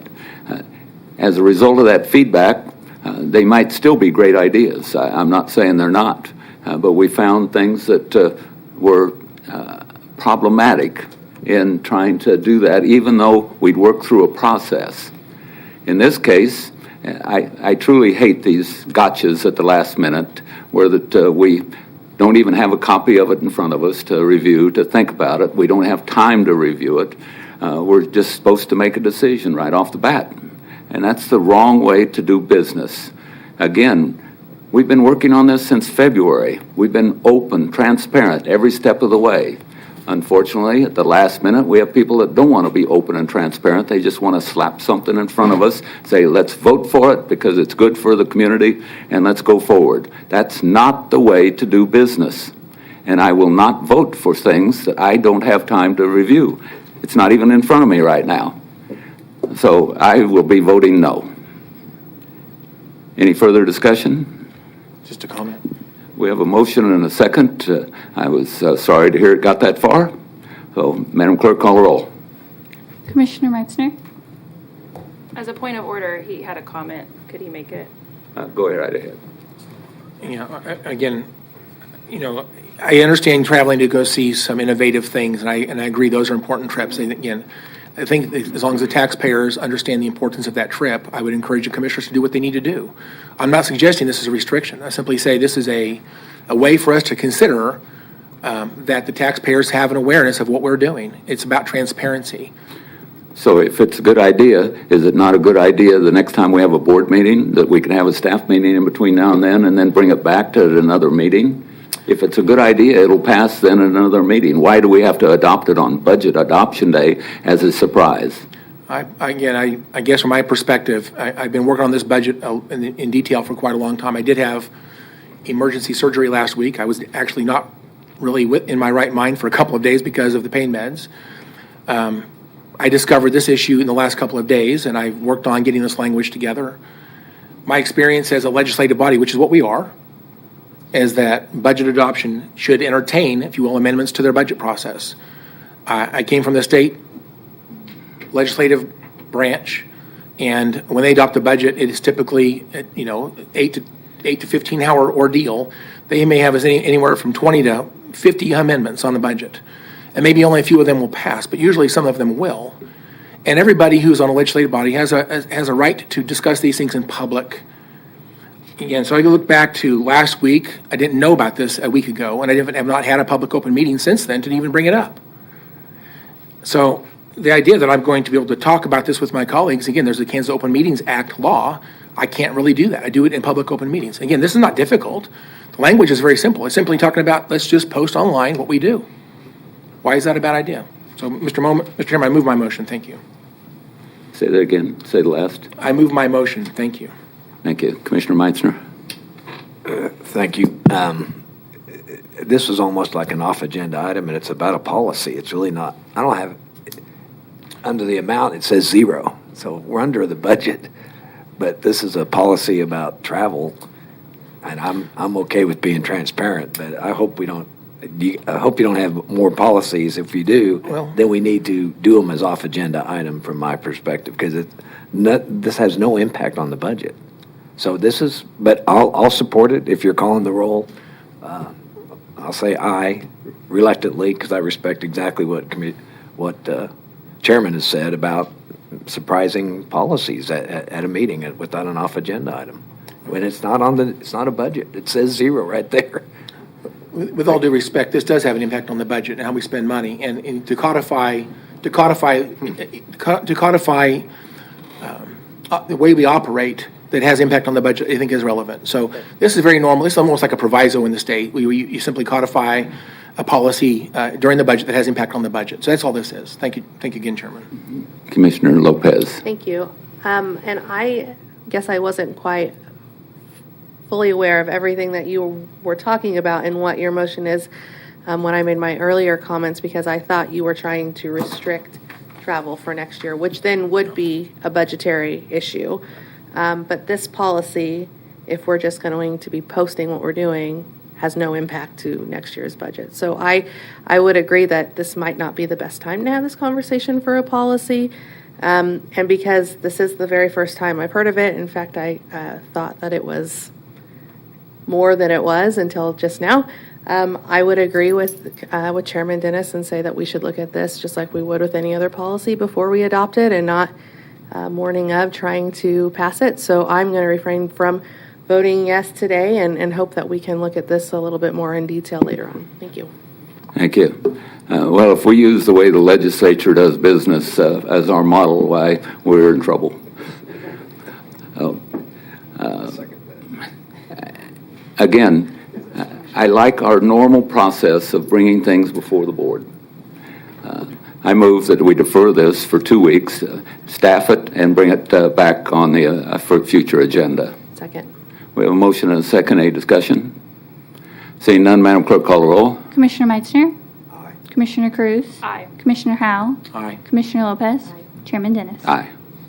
Hey, anything else that needs to come before we can, Commissioner Howell? Okay. Thank you, Mr. Chairman. Again, you shouldn't be surprised. I'm going to do a little advocacy for aging once again.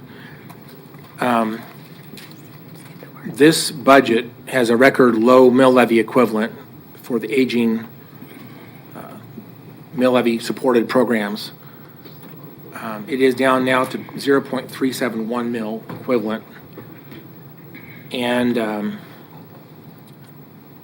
I'm not entirely happy with the way that the money has been dispositioned within those funds, but I've talked to plenty of the seniors, and I feel like there's enough needs out there. Again, considering unlike the issue with humankind, I would suggest we take the issue of mental health to the ballot and have the people provide a revenue stream for things like that. The difference here is that people have already spoken. Back in 1982, they did vote. And so I look at the needs of the seniors, and I'm compassionate, and I want to ensure that they have the funds they need to do what they need to do. So with that, Mr. Chairman, this will be a 0.0211 mil adjustment. It's going to be a transfer. So, Mr. Chairman, I move that we earmark $125,000 in the operating reserve to be used at the discretion of the Aging Advisory Council. Second. Commissioner Lopez. So we would get no say in how $125,000 is spent, and we would give that to an advisory board. How many advisory boards do we have at the county? Commissioner, a lot. I don't know the number. So could we get a list, and then Sure. if we're going to pass this, can we ask them if they could use $125,000 at full discretion to what their board wants? Because this is irresponsible for governing. If we're going to say one advisory board gets hundreds of thousands of dollars, right? Then we need to make sure that that's going to be equitable around all of our advisory boards. This was on the ballot in 1982. That was before I was alive. So I would like to put this back on the ballot because we have this conversation every year. And let's see what the community wants to do. I have no problem with doing that, but we can't, it'll be a mill levy increase because we can't increase that. I mean, if we look at our budget, we're in deficit already.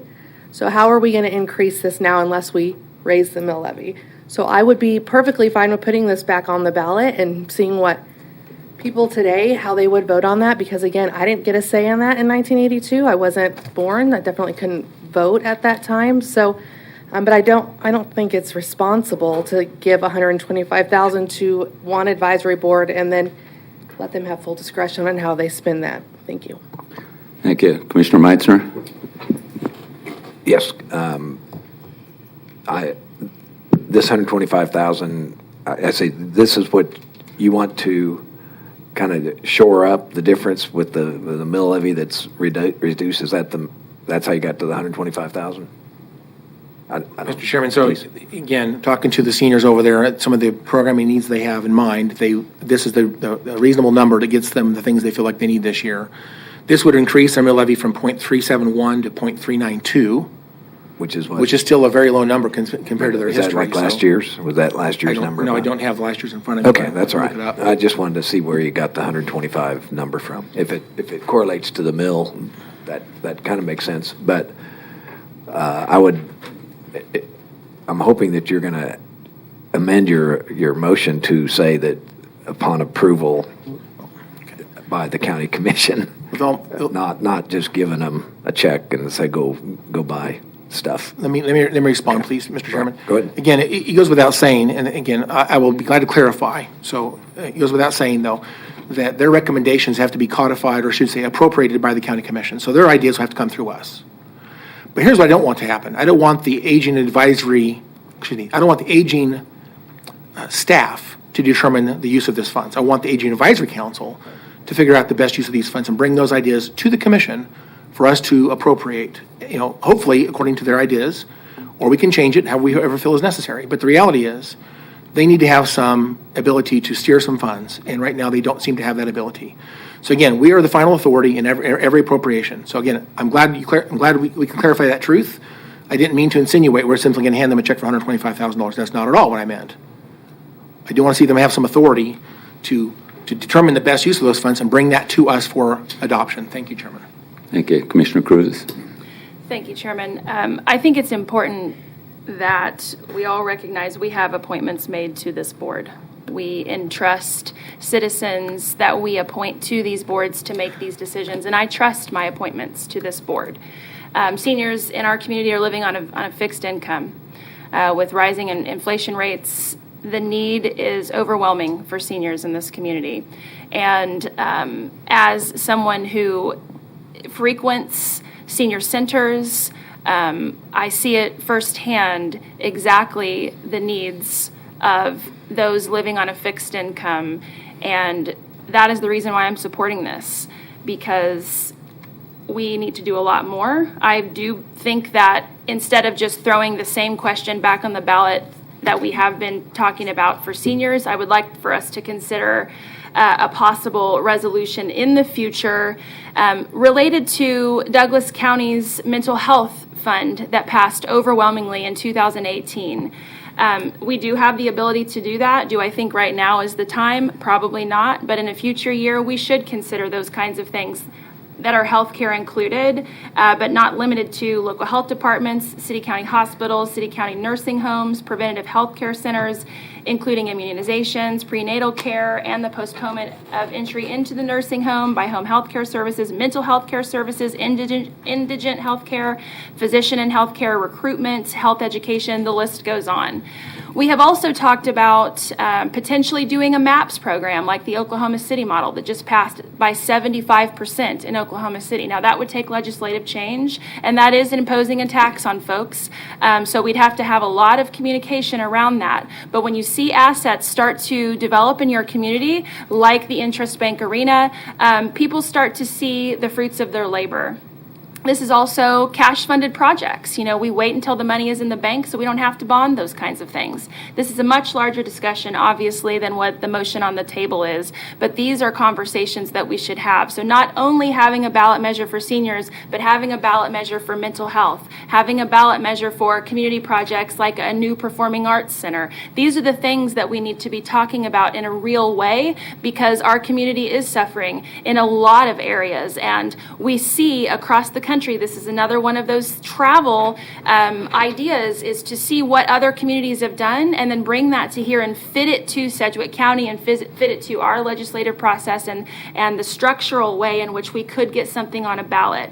Now, with the sales tax on food hopefully going away quicker than 5 years, maybe we could start to see a funneling of that money into projects that could benefit our community in a way that helps keep people out of the hospital, helps seniors with travel, helps seniors with food insecurity, helps youth with programs in order to stay connected to their community and out of crime.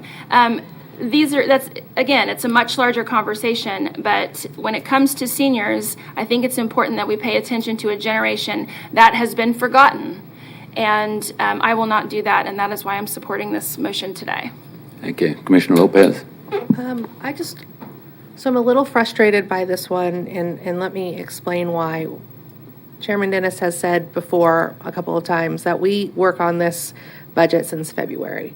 This is the first time I've heard this come out, and so to have it be an ambush on the day of, I mean, it's an election year, like, let's be realistic about the reasons why here. But I'm not saying that seniors don't deserve more than what they're getting. I'm not saying that one way or the other, but what I am saying is we have not had time to talk about this. We have not had time to work with anybody on what they need, what their needs are.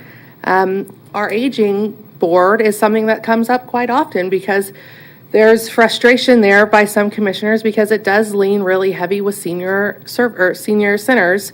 And we had, and this is another reason why it's frustrating that this came up today and not something we've been working on, because we have an email from Tim Kaufman explaining how many people are visiting senior centers on a daily basis, how many of our seniors, and it's 0.34 or 0.43% of our seniors are visiting senior centers on a daily basis.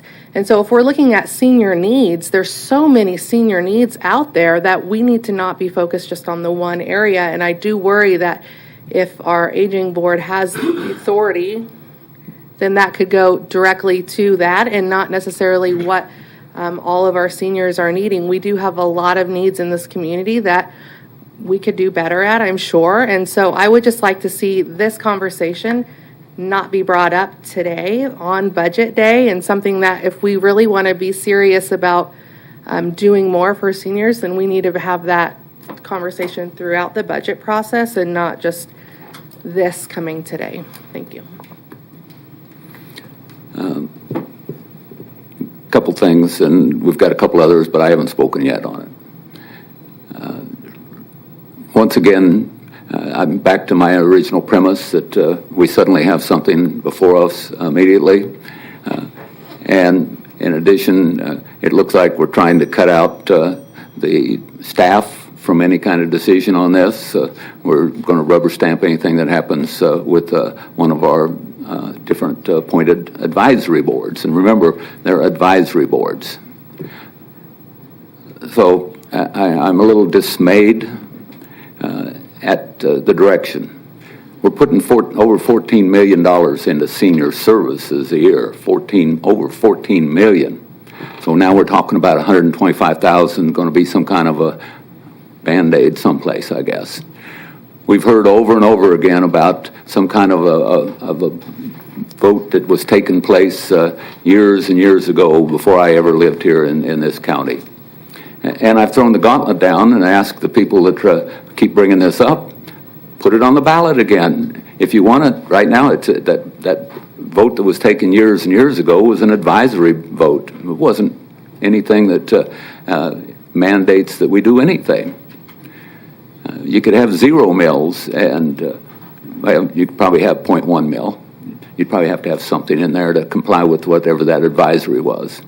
But once again, it's something that's added to our agenda without staffing, without us going through any kind of process whatsoever.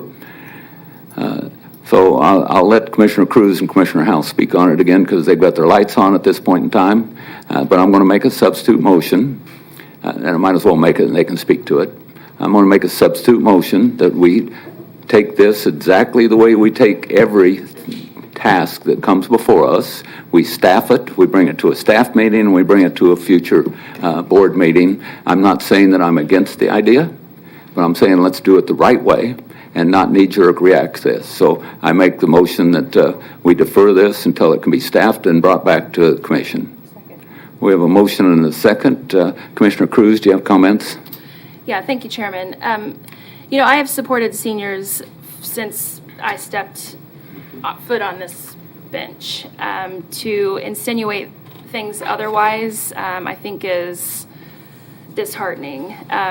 You know, we are elected by the body. We are elected by the representative of the people, and we can do the things that we feel are best in order to represent our constituents. And so I respect your opinion. You guys can do what you want. The motion was on the table, and it's been seconded now, but we have the ability and the right as elected representatives to do what we feel is best for our constituents, and I believe that's what I'm doing. And so, with all due respect, insinuating that this is an election ploy is completely false. I have been the one championing things for seniors this entire time, and I will continue to do that regardless of whether it's an election year or not. Thank you. Those are my comments. So you don't mind deferring it so that we can vote on it at a future date? Because I'm not against it by any means. I'm against the process. I respect your decision, just as I would like you to respect mine. This is the process that we're doing now, and I respect that. Okay. But to insinuate otherwise, that we don't have the right to do... I did not insinuate that. I'm sorry. A commissioner did on this bench, and so that's why I'm speaking out against that, because we can do the things that we feel are best for our constituents just as well as you can, and I would like for people to respect the fact that we have a constituent base that expects something out of us to represent people, and that's what I'm doing. Thank you, and I'm not against that. Commissioner Howell. Thank you, Mr. Chairman. I have a number of comments. So, first question is to Lindsay. If we defer this, does this have budget impact that we have to deal with somehow, or is this something we can do later on? This is absolutely something we can do later on because it would be coming out of a contingency. At this point, we're past the point where we can increase the overall budgeted expenditures. I'm glad to know that. Now, can someone please remind me what the motion was that Chairman Dennis made last year during the budget adoption regarding funding for senior programs? He made a motion last year. What was that motion? $500,000 in a contingency fund. Yes. To be spent and used and allocated at a later date. And was that something we'd briefed before that moment? I mean, that's just something that came out right out of the blue, right? Okay. I agree. By the way, if you have not been paying attention, you would know, maybe you would not know, that I've been advocating for this entire time. During this budget process, I have brought up the issue of funding seniors. I did. The budget that's before us today reflects, if you will, the manager's best guess at what he thinks the majority of commissioners want. I'm on the losing side of this issue, and I know that. I bring it up in public because I want the public to know I'm advocating for the seniors as I have for the last 7 years. This is not new for me. Regarding the advisory council, again, please pay attention to the advisory council. Listen to them. Talk to them. They do not have a process by which they can direct those dollars to things they feel are important. Even though those ideas are adopted by the county commission, they are not asked. This is done around them, not by them. And that's not fair to them. Honestly, if we're going to continue this process, they don't have a reason to even... You want to get rid of an advisory board? That's the one to get rid of, because they have no purpose in this world as an advisory board, because they're not listened to on anything. And that's a shame. I want the advisory board to have impact on the things they value. It's why they're there. But we don't actually take information from the advisory board. They hear about it after the fact. They're not driving the ideas forward. They're receiving the ideas after it's been decided. By the way, on the $500,000 last year, we still haven't spent the money. It's still sitting there. That's another problem. regarding the vote, put it on the ballot, I'm in favor of the idea. However, let me back up. Someone said this is an advisory question. Mr. Counselor, can we have an advisory question on the ballot? No, you cannot have an advisory. It's illegal, correct? It is illegal now. Okay, so this was not an advisory vote. This was actually a mandate. It said, shall Sedgwick County do this thing? And we voted yes, 2-1. That's a mandate. The problem is, it wasn't defined. It's 0 to 1 mills. It said, shall Sedgwick County levy a tax up to 1 mil for service programs for the elderly? That doesn't tell you what the number needs to be. And today, my motion is for 0.02 mils. Not a mill. I'm asking for 0.02 mils. And again, I want the seniors to get involved in how we would spend this money because they don't have a voice. And they value some of these issues very dearly. So it's not an advisory vote. In terms of putting this back on the ballot, I actually have tried to get that idea moved forward, and I would be glad to do that. The problem with it is, I think we need some legislation. I hate to use that word again, but the statutes currently only give us 2 options, and neither option really solves this problem. We need a third option in statute, and what I think the best solution would be, and I actually promoted it, I actually developed a formulaic solution to this. It's actually I spent a lot of time on it. It's pretty brilliant, actually. It's a great idea. That the senior population relevant to the entire county population would actually drive, if you will, a definite number. So like WSU, this would be, if you will, you calculate the number, and there's your number. That's how much money goes to aging, for mill levy services for the aging services. The problem is that type of idea is not allowed in statute. So we only have 2 options right now, and both of them, in my opinion, are woefully short of what we need to do to solve this problem over time. If we simply put this on the ballot today, it'll be exactly the same question we already have passed in 1982. It doesn't solve any problems. So again, I don't think that that's the right answer. Not right now, and not without changes in the statutes. Anyway, I heard the word ambush. This is not an ambush. I've been advocating this entire time, for 7 years actually, and even in this budget cycle. And the idea of cutting out staff, I'm not trying to be disrespectful, but the Aging Advisory Council has already been cut out. There's the problem. So, Mr. Chairman, I'm going to advocate once again with this motion that we would finally do something that actually makes sense. Again, this doesn't change the budget overall. It's taking money from the operating reserve to be used for this purpose. It doesn't change the bottom number on the screen. It simply earmarks the money in the budget right now for specific use. That's all it does. So I'm not blowing up the budget for whoever said that earlier. Thank you for the chance to speak. And I move my motion. Thank you. We all have a substitute motion on the floor. Madam Clerk, call the roll. Commissioner Meitzner. Aye. Commissioner Cruz. Aye. Commissioner Howell. No. Commissioner Lopez. Chairman Dennis. Aye. Hey, anything else before we move towards trying to pass the budget? See nothing? I make a motion that we adopt a resolution for the 2023 Sedgwick County operating budget and the capital improvement program and authorize the chairman to sign. Second. We have a motion and a second. Any discussion? Seeing none, Madam Clerk, call the roll. Commissioner Meitzner. Commissioner Cruz. Aye. Commissioner Howell. No. Commissioner Lopez. Aye. Chairman Dennis. Aye.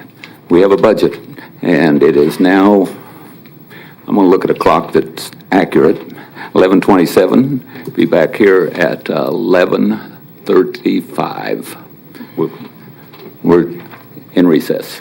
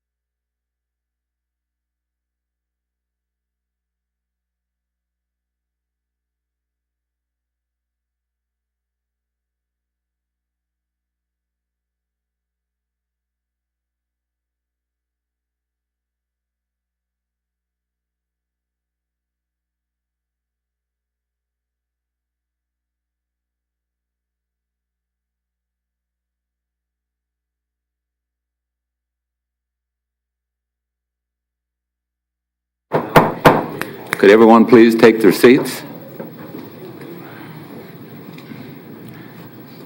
Thank you. It's now 11:36. Are we ready to go live?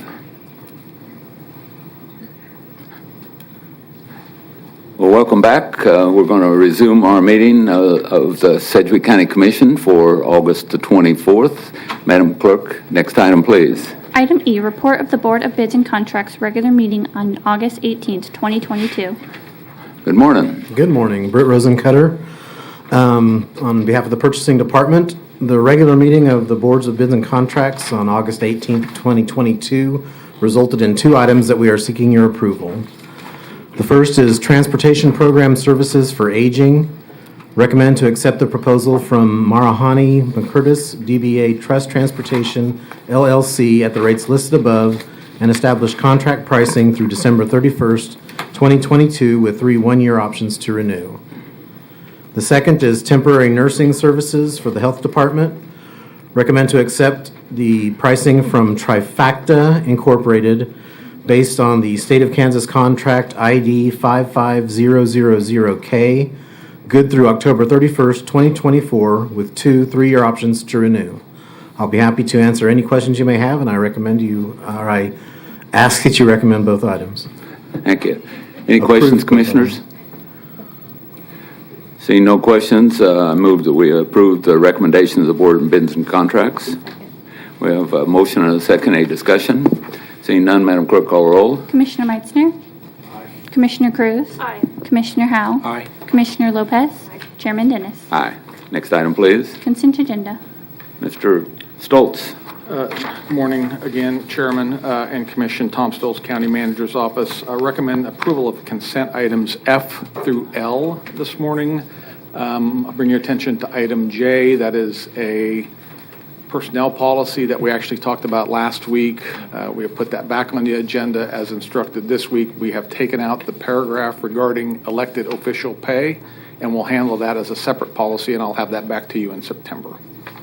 Thank you very much. I appreciate that. And I have talked to the manager about this, and we will have that item as an agenda item coming up in September. So I move that we approve Foxtrot through Lima. We have a motion and a second. Any discussion? Seeing none, Madam Clerk, call the roll. Commissioner Meitzner. Aye. Commissioner Cruz. Aye. Commissioner Howell. Aye. Commissioner Lopez. Aye. Chairman Dennis. Aye. And at this time, I'd like to recess the Board of County Commissioners meeting for August 24th, call into order the governing body of Fire District Number 1 for August 24th, 2022. Madam Clerk, next item. Roll call. Commissioner Meitzner. Commissioner Cruz. Present. Commissioner Howell. Present. Commissioner Lopez. Chairman Dennis. Present. Next item, please. Public agenda. Thank you. We do have one individual signed up on public agenda. You can speak now, Mr. Ingalls, or during the budget portion, which is your desire. Speak now. Very good. Welcome. Please state your name for the record. You will have 5 minutes. Good morning. Thank you. Casey Ingalls. I'm representing IFF Local 2612, Sedgwick County Firefighters. Well, I guess I should have waited till the budget for that question, but I'll go ahead and just go into the statement.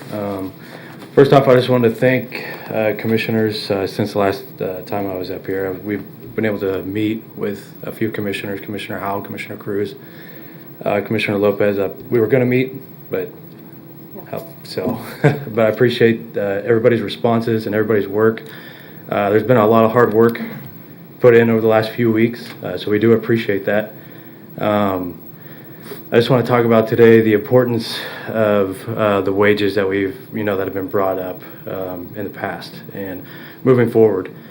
One thing that I want to discuss, kind of what I've heard or seen, since Sheriff has been able to address their pay issues and increase their pay. We were told that they received almost 100 applicants overnight for the jail. So to me, that's a good thing. That's a good sign when you address pay like that and you really take those issues seriously and work on them. And 100 applicants is amazing. When I hired on about a little over 10 years ago, I think there was probably 200 to 300 applicants fighting for the position that I was fighting for. Today, I think we're roughly maybe around 30 applicants if we're lucky. So addressing the pay is definitely the top priority. At the time I talked last, we were short 7 employees. We're trying to hire 7, I believe. Since that time, we're now losing 2 more employees on top of that to another fire department, with an additional 2 or 3 that are also interviewing. So there's potential to lose many more at the beginning of 2023 unless we address the issue right now. This may not sound like a lot of employees, when we're talking about 7 to 10 employees right now, but we could be looking up, my best estimate is anywhere from 20 to 30 employees that we'd be running short. That's almost 20, that's a quarter of our floor staff. So, and a lot of them coming in the younger range, 10 years or less, but some of them, we've had some people in the 15-year range that have also applied during this time frame. I want to point out, it may look a little scary, I guess, when we're looking at the numbers for the pay plans that have been proposed or been looked at. I do want to point out, though, that we have to look at also the number of people that we could lose, the money that it takes to hire and train these people, that we could end up spending way more money hiring and training additional personnel than if we would have just looked at pay and fixed pay right now. A rough estimate of what it costs, and this is kind of a couple years old, but rough estimate is around $30,000 to hire and train an employee and outfit them with gear and get them ready to go. So that's not a cheap number just for one employee, one firefighter. The pay problems that we have now, in order to fix them with the pay plans that have been proposed, that's to keep our employees and attract new ones. I just want to throw out there in the last few weeks, I know we're compared a lot to Wichita Fire. Newton Fire has also put out there that they're hiring. Their starting pay for a firefighter is $18.08 for a firefighter EMT and over $22 for a firefighter paramedic. That's starting wages. What I'm afraid of, if we don't address the pay now, is our department turning into a stepping stone. This would result in a downward spiraling situation with safety, our staffing levels, the level of care and response to the community, and fiscal responsibilities. I do want to point out also that we do support the steering committee that's been put forward, that proposal, and as well as the separation from the county. We think that these are good ideas. This is a good step forward for the sustainability of the fire district going forward. So that's all I have right now. Thank you very much. Well, I appreciate your comments today. I do support the steering committee. We just need to make sure that we do it right, and make sure we have the right people on that steering committee. So that will move forward at some point. The separation, that still concerns me a little bit because I don't know that the fire district itself can absorb the costs that we're incurring right now. So we'll work with you on that. If there's ever a separate governing board, which would require legislative action, because I don't think that we can form a separate governing board, but at that point, we certainly have to have some way of separating those funds. So they're not dead. I just want you to know that. Okay. In addition, just remember, 2 weeks ago, we moved $700,000 from contingency over into personnel. We are working for a new pay plan for you that we're going to adopt in fourth quarter. I'll get it right yet. Fourth quarter of this year, and the pay plan that I've seen incorporates a step plan, which I've been promising you for the last over a year, that we'd get a step plan and pay raises. So we are moving, okay? I just want you to be aware that we haven't just discounted any of the comments that you've made in the past. We're working towards those, and we appreciate what you do. Thank you. Thank you. I don't see any other comments. That's the only individual that I had signed up on the public agenda today, so I move that we receive and file. We have a motion and a second. Any discussion?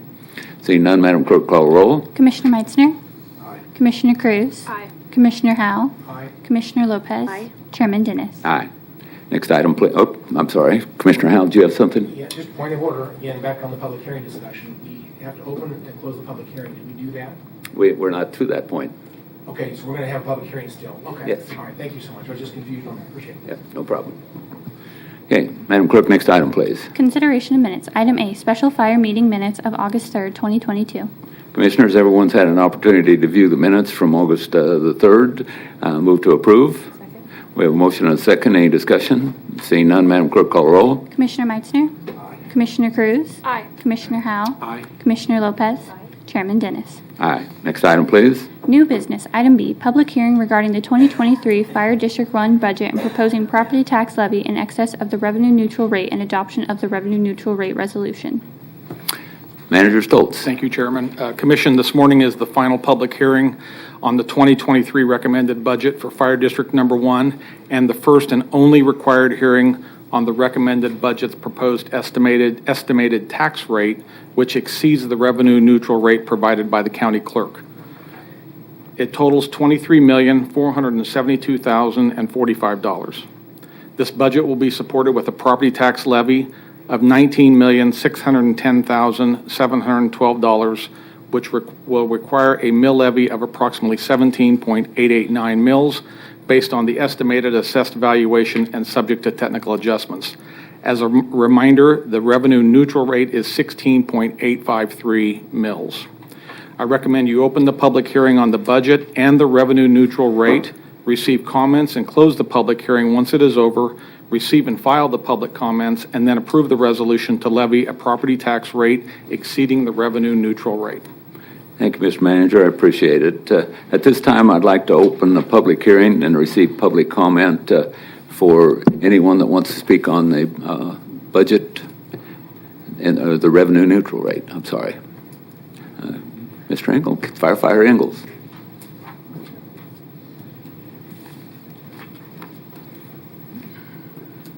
Thank you again, Commissioners. Casey Ingalls. I had one question in reference to the budget. This is, I guess, in regards to this, the debt. And there's just a little bit of confusion, so that's why I'm asking these questions. Regard to the station debt versus vehicle debt, it's our understanding that the only debt owed to Sedgwick County is the debt on stations 34 and 36. Is that correct? Lindsay Poroso is moving towards the podium. Just stayed here. Lindsay Poroso, CFO. The station debt is the only thing that's owed to the county. The fire leases for any equipment or anything would follow the district wherever it goes. Okay. I'll stay here. Okay.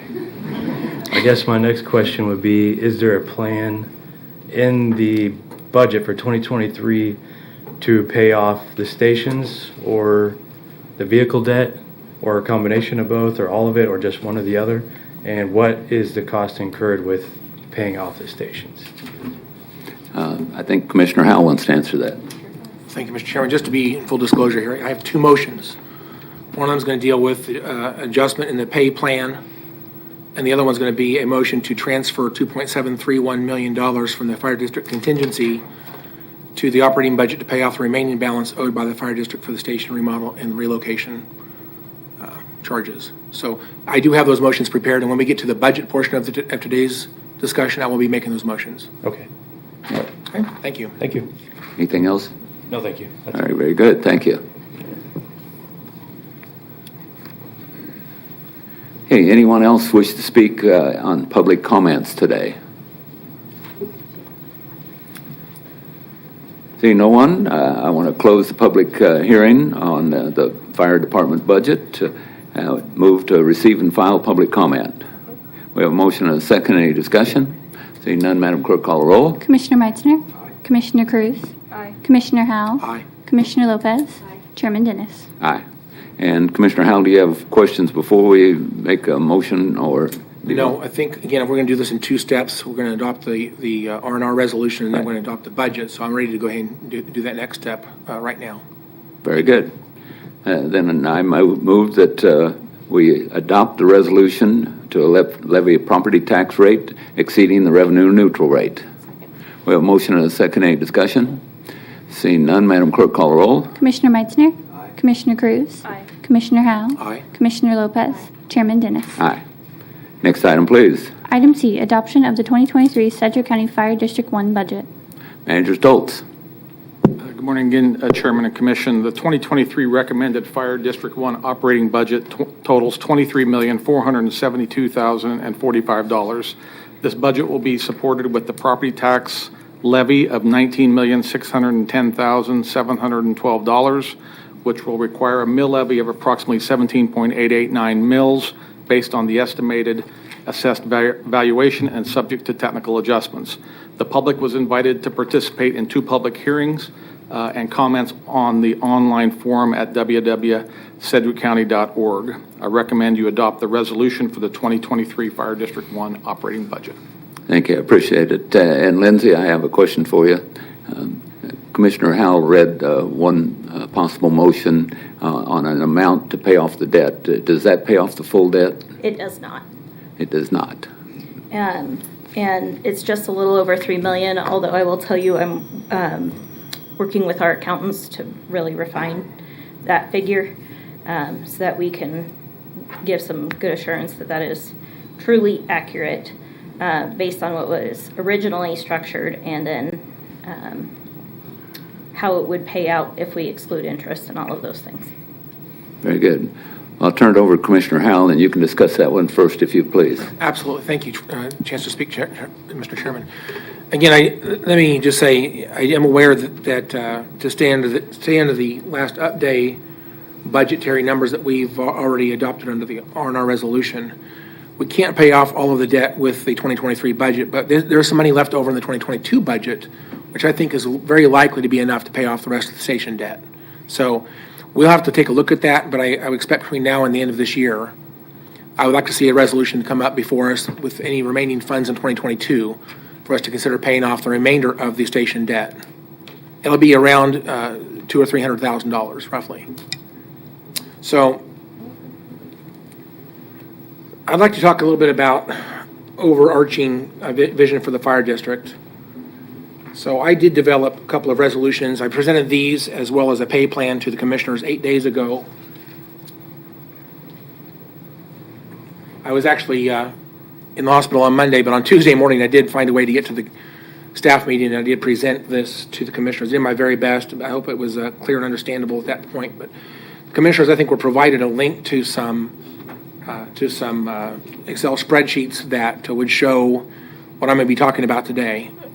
Also on Tuesday last week, we talked about 2 resolutions. One of them is, again, as referenced by Casey Ingalls just a minute ago, it deals with separation of the admin functions of Sedgwick County versus the Fire District Number 1. And the theory behind that is they believe that there may be some cost savings. And again, I think that's to be determined. But regardless whether this is actually true or not, I think that this is something they should continue to look at, because if we move towards an elected fire board, which is another point I'll make in just a second here, having these things separated earlier than that is actually beneficial for a smooth transition. Second of all, I'm aware there's probably at least 10, maybe more, HR companies in the community here that would like to compete for the majority of those services. That resolution did name about, 15 or so, 18 different items that the county takes care of. But about 60% of those can be taken care of by a single contract with an HR company. And I've talked to some of those companies, and it sounds to me like there is very likely potential cost savings for the fire district. So again, that's something that I would argue that once we have a steering commission in place, I'd like to see them take the horse by the reins and continue to work on separation of admin functions for the fire district from Sedgwick County. We don't need to worry about that today, obviously. It's something we may not even actually bring this up for consideration for several months from now, maybe even 6 months to a year from now. If it's a good idea, it will come forward eventually.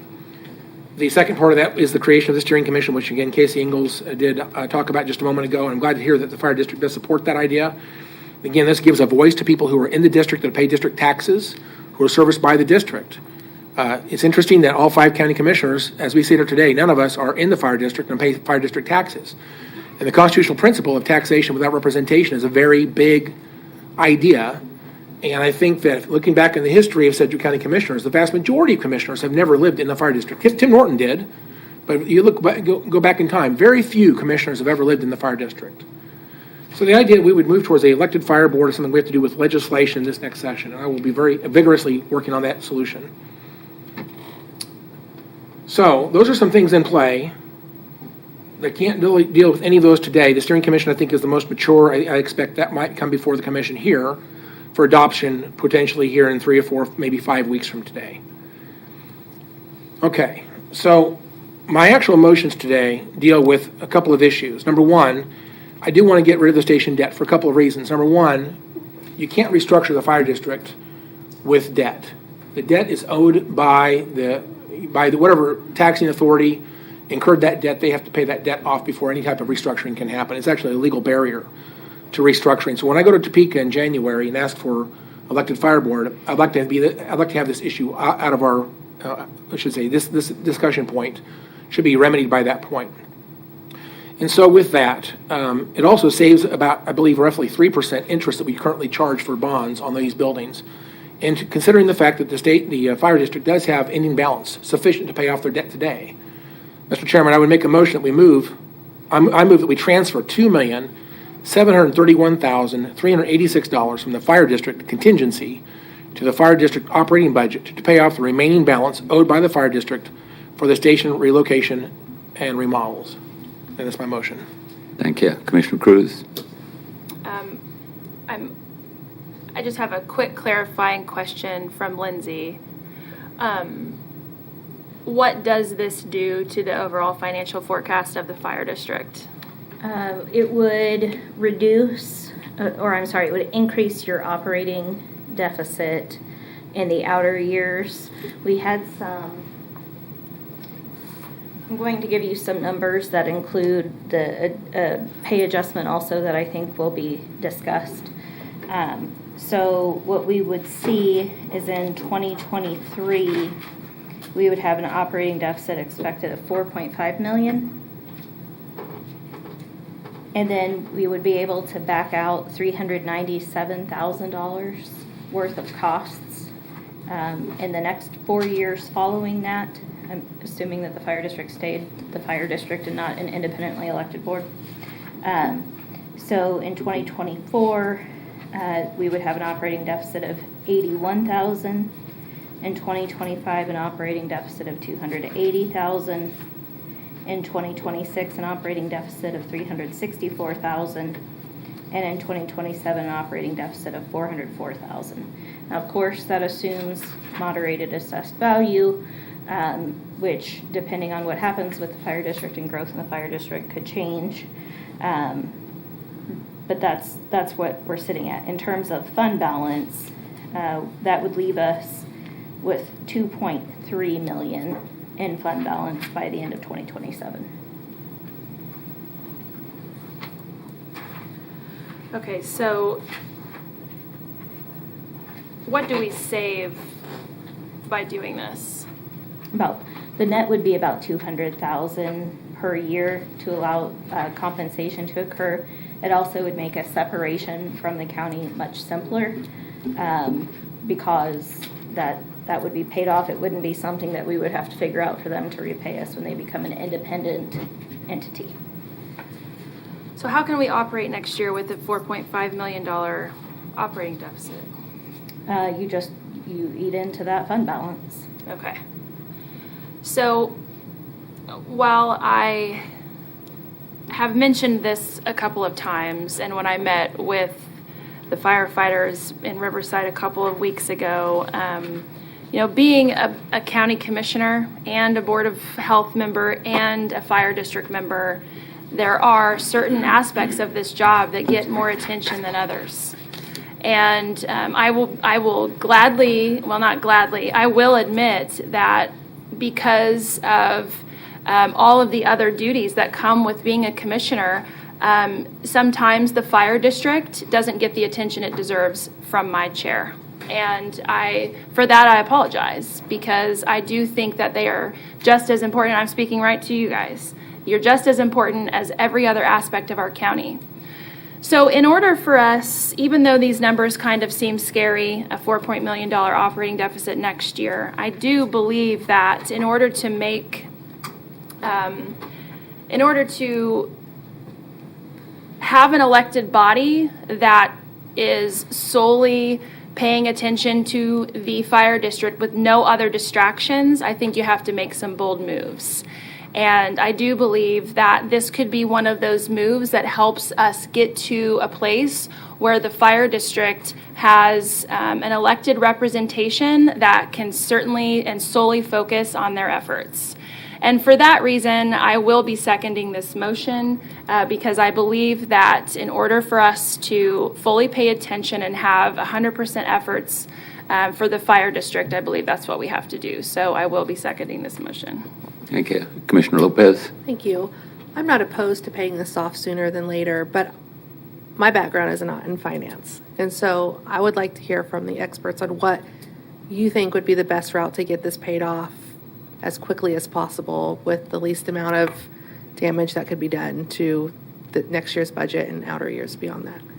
I think the only real reservations I have about this, and you're welcome to jump in if you would like, is just exhausting that contingency on day one. With inflation the way it is, an unknown about how many positions we may lose and have to refill and those additional costs that come with that, it makes me a little nervous to use up all of that budget authority day one.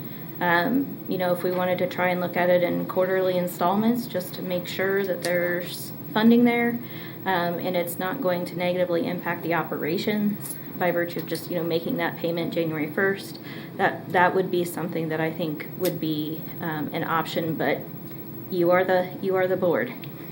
So Casey, I don't know if you could come back up. Since you were talking about this, what is your timeline that you're wanting to get this done, just to make it easier to separate from the county when that's available? Because that's not most likely going to happen in the next, few months. So if we did quarterly installment, just to make sure we're being as responsible as we can be with that contingency in case you need it, would that be something that you guys would be objecting to, or what would you feel on that? I honestly think no disrespect, but I think that's a question for our fire chief more than it is for me. Well, either one. I mean. Sorry, chief.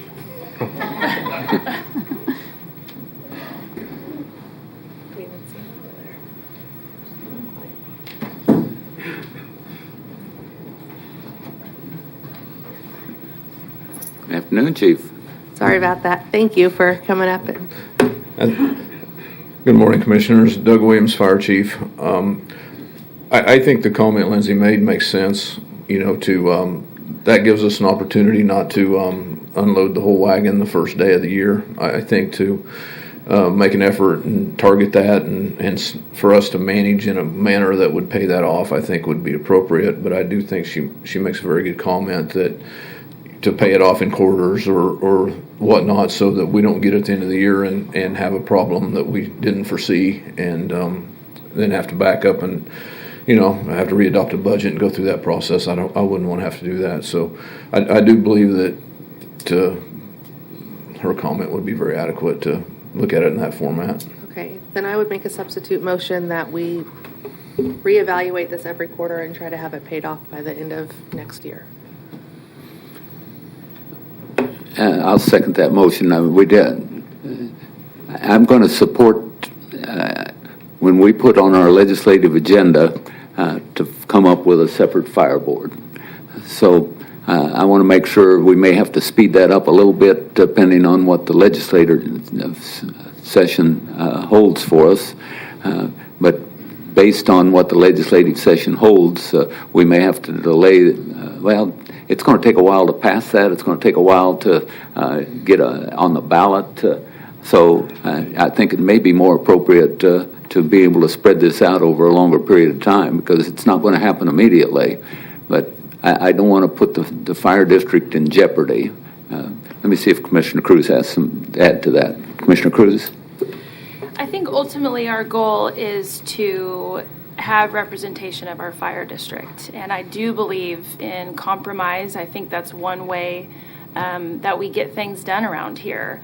But I don't want to let this languish. I do think it's important that in order to have a fully staffed fire district that feels supported. I think if there could be a compromise between the two, I'd like to see what that looks like on paper so that it wasn't, if we're going to evaluate it every quarter, how long are we going to evaluate it for? Is it going to be, could we have something written out on paper that how much we're going to pay off, when we're going to pay it off, how long it will take? I mean, we have seen what the legislature does. I mean, we see how long it takes. I mean, we tried to get a charter commission of just Sedgwick County members, and that seemed like an easy thing to do, and it's still not done. So, I mean, we see how things operate in Topeka, and I just wonder if Commissioner Howell has any comments relating to that. Commissioner Howell, I guess the question then is, do we have to take it all at once, or can we divide it up and have a drop-dead date of having this accomplished based on what the legislature comes up with and when we can have it on the next ballot? I don't know when that next ballot's going to be. So does it have to be done all at once? That's the question. I think the answer is more complicated than just a yes or no. Again, as I said, if for us to make a simple argument in Topeka regarding the elected fire board, I don't want to have to explain the issue of debt, which again, it just complicates the discussion. In the past, especially in the last year or so, we've been using contingency funds for salary enhancements almost exclusively. That's where that money's gone. I have a pay proposal in just a moment. I'm going to talk about it's my next motion. It is a enhancement that I think will satisfy the fire district employees for the next year. And next year we can deal with another contingency if we feel like we need to do so. But to use this money for salary now and to pay off debt now sets us up for success in Topeka, and we shouldn't need more contingency during the year because we're dealing with this today. But by pushing this off, you're complicating the discussion. Let me remind us that the fire district recognizes 3% is going to Sedgwick County. You estimated a minute ago, Ms. CFO, that's roughly $200,000 a year. My entire pay enhancement to get these firefighters with the wages they deserve is $268,000. It nearly pays for that entirely. If you don't pay off this debt, we're still paying 3% to Sedgwick County. Then how are you going to pay for the $268,000 salary enhancement? This whole package of ideas begins to unravel if you don't work on paying off the debt, because it frees up money we need for salary. So I would encourage us, again, I understand the hesitancy of things you haven't thought about or heard about before. These are ideas, I've brought this up, I don't know how many times at this point, but at the end of the day, this is a sound plan. And it does make sense. I don't see any reason to have caution when we're doing really good things with this money that makes sense right now. We've not, in the years past, we've not depended on contingency to get through each and every year. We have lately, and all that money's gone towards salary enhancements. Again, we're dealing with salary, I hope, today. So once again, I would just, let me encourage the commissioners to have some faith in this strategy. This is a good strategy. If we drag our feet on this, the whole thing becomes unraveled, and we start having other problems. And so I've put a lot of work in this, and I'm sure the firefighters put a lot of work in this, and I know our staff has put a lot of work in this. This is a good idea. And I know staff probably aren't going to stand up and say, this is a great idea, but believe me, I've heard enough from them. I think they think it's a good idea. It gets us more successful on the elected fire board. We've got to get there because sustainability of the fire district depends on it. It does. We're structurally imbalanced. We can't solve this easily, but an elected fire board will have a much better success of solving this structurally long term. You guys need a pay raise, and we've got to solve these deficit problems in the out years. But even if we don't pay off the debt, we don't even have a red number on the sheet, okay? This doesn't go below zero at all. If we do pay this off without any structural changes and we don't get to elected fire board, it goes in the red in 2027. By the way, that's actually not even the right year because I actually have a pay plan which is less expensive than what this projection outlines. And so at the end of the day, it's not even 2027, it's even beyond that. We have 8 years of payments to make as it is. Why not just pay it off today? Let's move forward. All right, thank you, Chairman. Okay. Chief, I value your judgment. You run this organization, and we don't. We do. We're oversight for policy, but you're going to be faced with the outcome of anything we vote on today. So is this a good idea for your fire district? I think paying off the station debt is a good idea. Like I'd said earlier, I'm a little bit concerned about dumping everything into it. Maybe you dump 3/4 of it, and then we look at another option. I think that I can work with Lindsay and we can find some options. And if we do feel comfortable dumping it all, then I guess we can. But you put me up here with not an opportunity to study it and to make that decision. And I'd like to tell you that yeah, we can, but so I can't forecast the future either.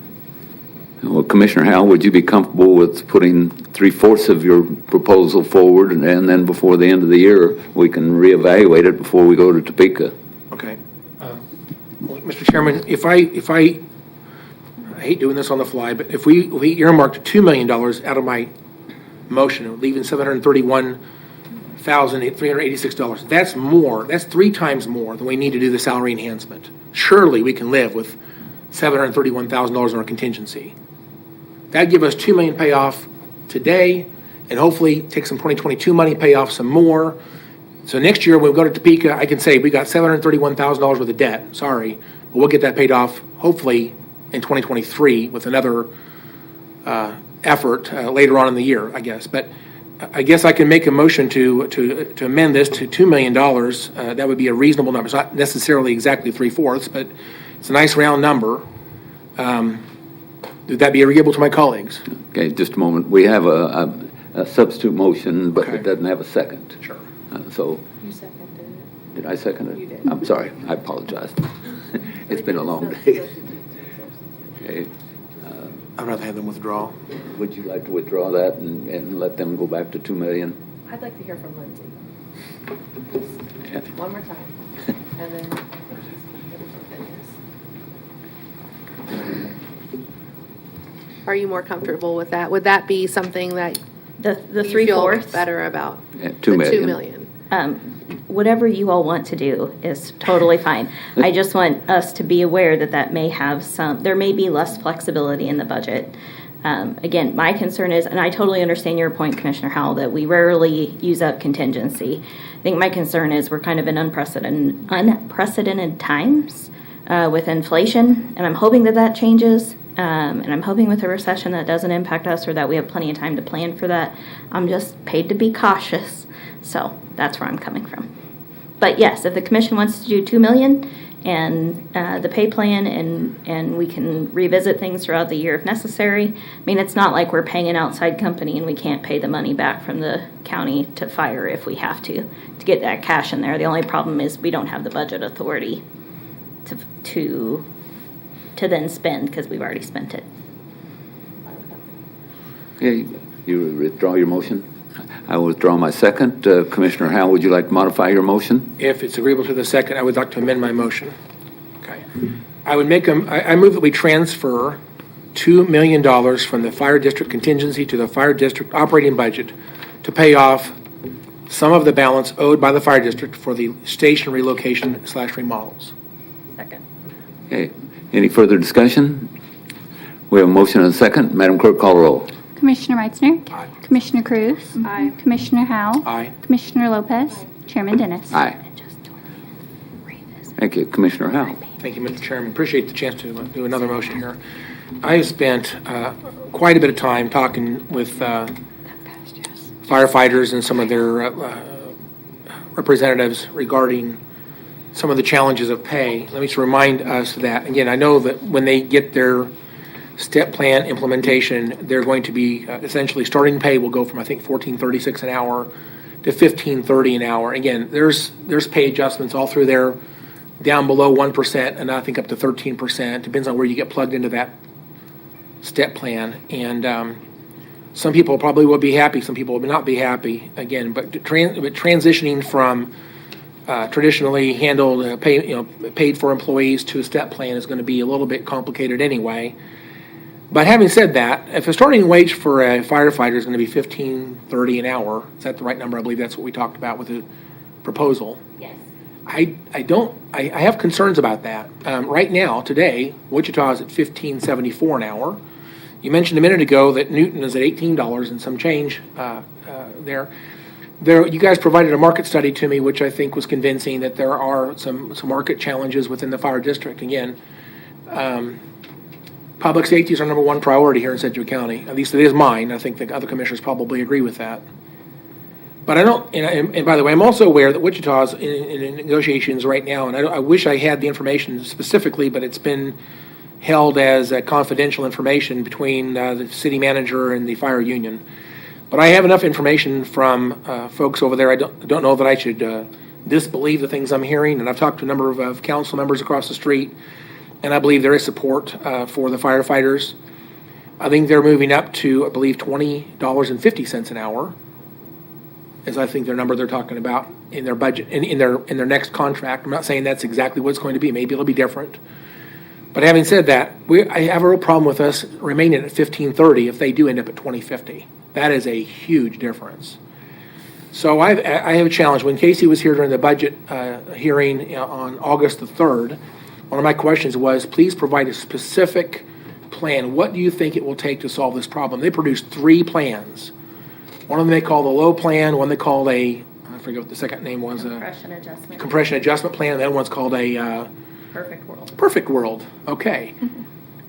And they get more expensive. So those 3 plans described by those adjectives, there's one that I think is very modest. There's one that I think is would make them happier, and one that would make them very, very happy. But I think it's also very hard for the fire district to absorb that cost. And so this has been available to the commissioners for 8 days now, and I hope you've had time to look at that.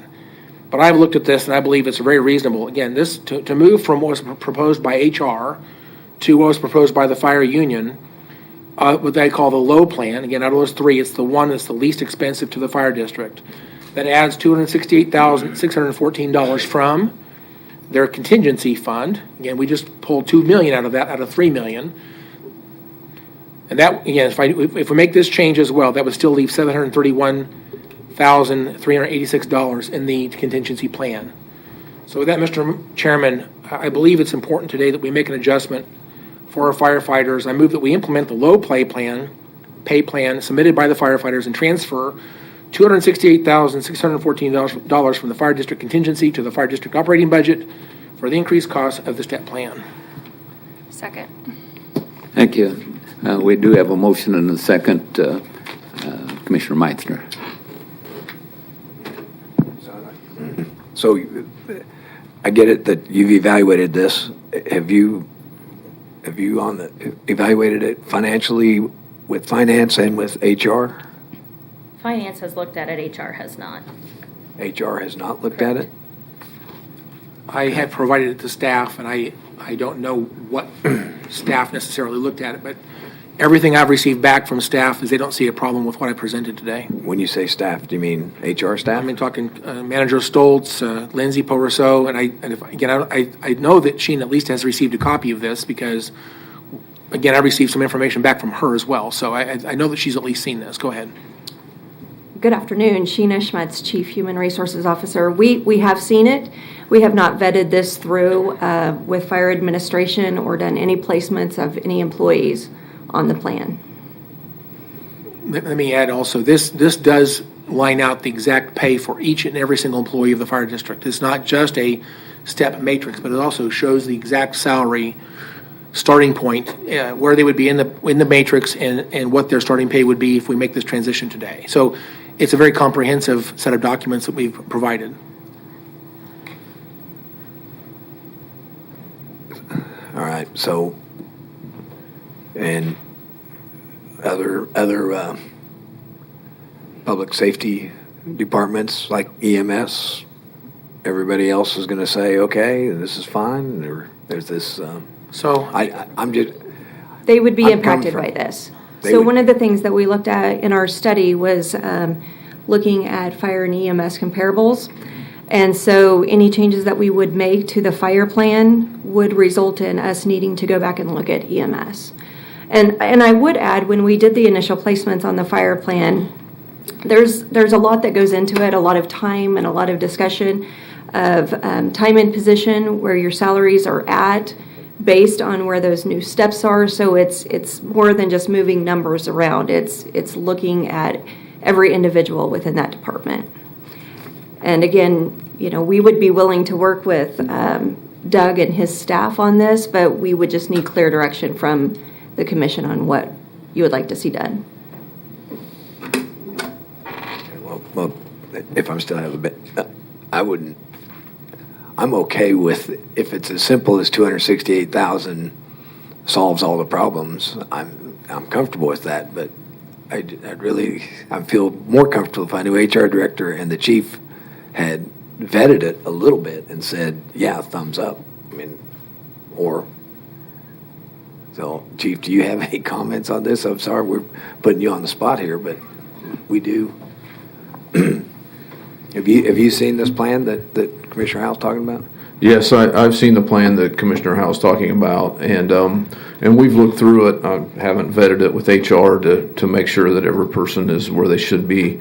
One of the things that I do want to make clear, because it confused me when it was said earlier, this plan that's presented only addresses the firefighter through division chief that's going into the step plan. It does not involve any of the other, our mechanics or our front staff ladies or the deputy chiefs or myself. So it's not everybody. It's the people that are going in the step plan that's being talked about today. I want to clarify that, but yeah, we've looked at it, and overall it looks pretty good from their standpoint. But like I say, we need to go through person by person and check on that. It does start out at the $18 figure on pay. We know that right now we opened up our hiring pool last week. We talked to Wichita Fire. They reopened theirs 3 times to fill their class that they're getting ready to start in about 3 weeks. And the comment when we told them we were opening ours was good luck. Hutch is fighting the same problem we are. We're now seeing Olathe and Overland Park come down and go to Hutch's fire science days, and that's been unprecedented before. So we know that we have an applicant problem, and we certainly don't want to get into a retention problem when we know there's an applicant problem. So we are supporting to get that bottom pay up, but we do want to work with HR and make sure it's done correctly. Thank you, Mr. Chairman. Thank you. Commissioner Cruz? Thank you, Chairman. The old adage, an ounce of prevention is worth a pound of cure. That, to me, is what we're doing right here. We are preventing an exodus of our firefighters. And after speaking with multiple of them, I think it's important that we take a proactive step so that we keep the folks who have dedicated many years to our organization. And then the other thing I'd like to talk about is, ever since I've been sitting on this bench, we have really sort of compared departments like they're apples to apples. And they're just not. Our firefighters run into buildings. Firefighters are subjected to cancer-causing chemicals that later in life cause real issues. And I think it's important to understand the complexity and the level of danger that is involved with a firefighter. I had a little tiny ounce of what you guys go through, and I think it's important that we show we are dedicated to our firefighters and start them out at a livable wage, and that's why I'm supporting this today. Thanks. Commissioner Lopez? Thank you. So this doesn't go into effect until the fourth quarter, is that correct? Okay. I am in favor of the low one, but especially after hearing you, Chief, I would like you to work with Sheena just to make sure that everybody's in the right spot and then implement this before the fourth quarter. So it's not changing when it's going to go into effect, but just a little bit more looking into it with HR and with you and going from there. But I do think that this is the way to go. I mean, I don't want to get into a problem where we are down a bunch of firefighters and we have to figure out what to do and scramble to get that. If we can be proactive, I think that's the best way to do it. But I just want to give you guys a little bit more time to work with HR and go over that if you're good with that. Thank you, and I agree. We need to implement something fourth quarter. It doesn't need to mean that we need to pass it today. We need to make sure that we've worked with HR, with finance, with the fire department, and we've heard from all the quarters that we're doing this the right way. Voting on it today, I think, is a mistake. I think that we need to make sure that everyone is heard. I know that Commissioner Howell presented it to us in a staff meeting, but Sheena presented it to me in a 221 on not this plan, but the HR plan. I've never had a 221 on a comparison of the two to find out which one is the best option for our firefighters. There's not a hurry today. We're going to pass a budget, but there's not a hurry to pass the pay plan. We promised that we're going to do pay raises. We promised that we're going to do a step plan. We need to make sure that we do it right and everybody's included, and we've taken all the appropriate actions. So I am not going to vote for this, but I will vote for a pay plan that will be effective by fourth quarter, and that's what we promised all along. Commissioner Howell. I guess a question for Lindsay would be, or maybe this is Lorraine, I'm not sure, or Sheena. But if we did adopt this today, and we find someone that was misplaced in this step plan, do we have a way to remedy that?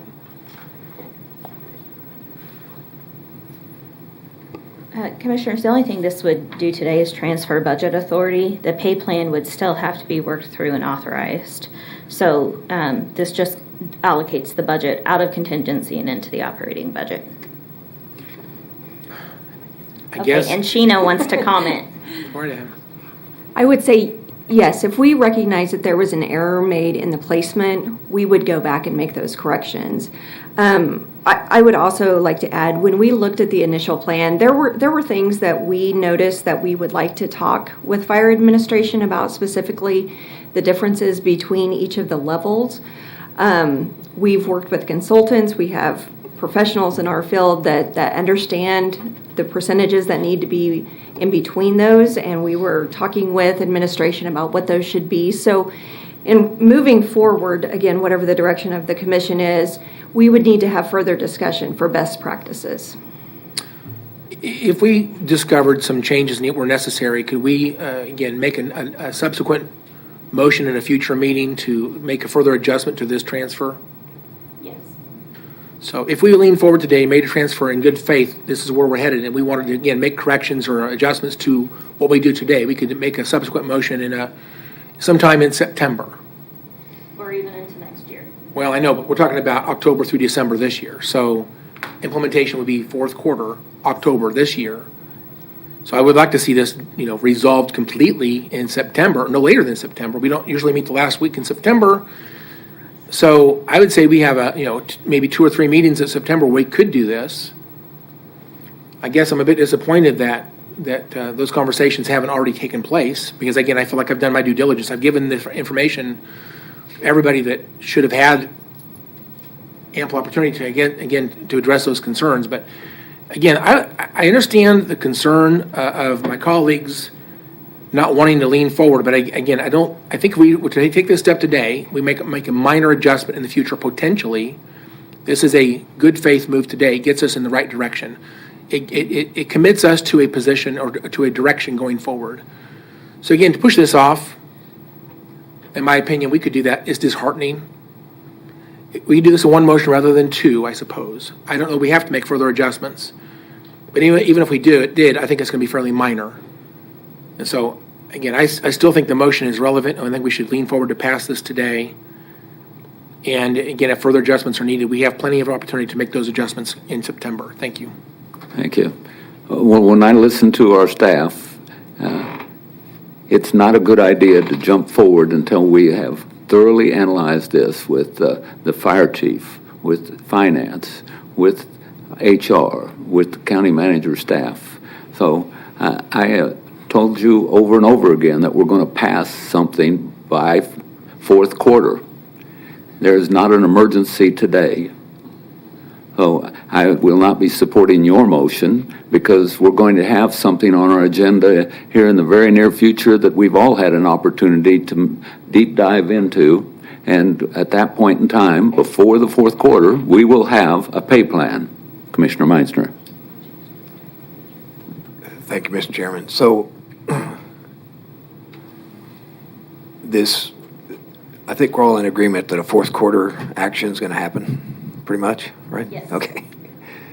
And that pay adjustment will have a number associated with it from contingency, correct? And Commissioner, Probably. so the 700,000 that was transferred last week Right. includes the estimate for the HR step plan. So there is potential that we could need a little more out of that contingency to support fourth quarter, depending on how this shakes out. But I don't think it would be much. Okay, so I guess I'm kind of going to the,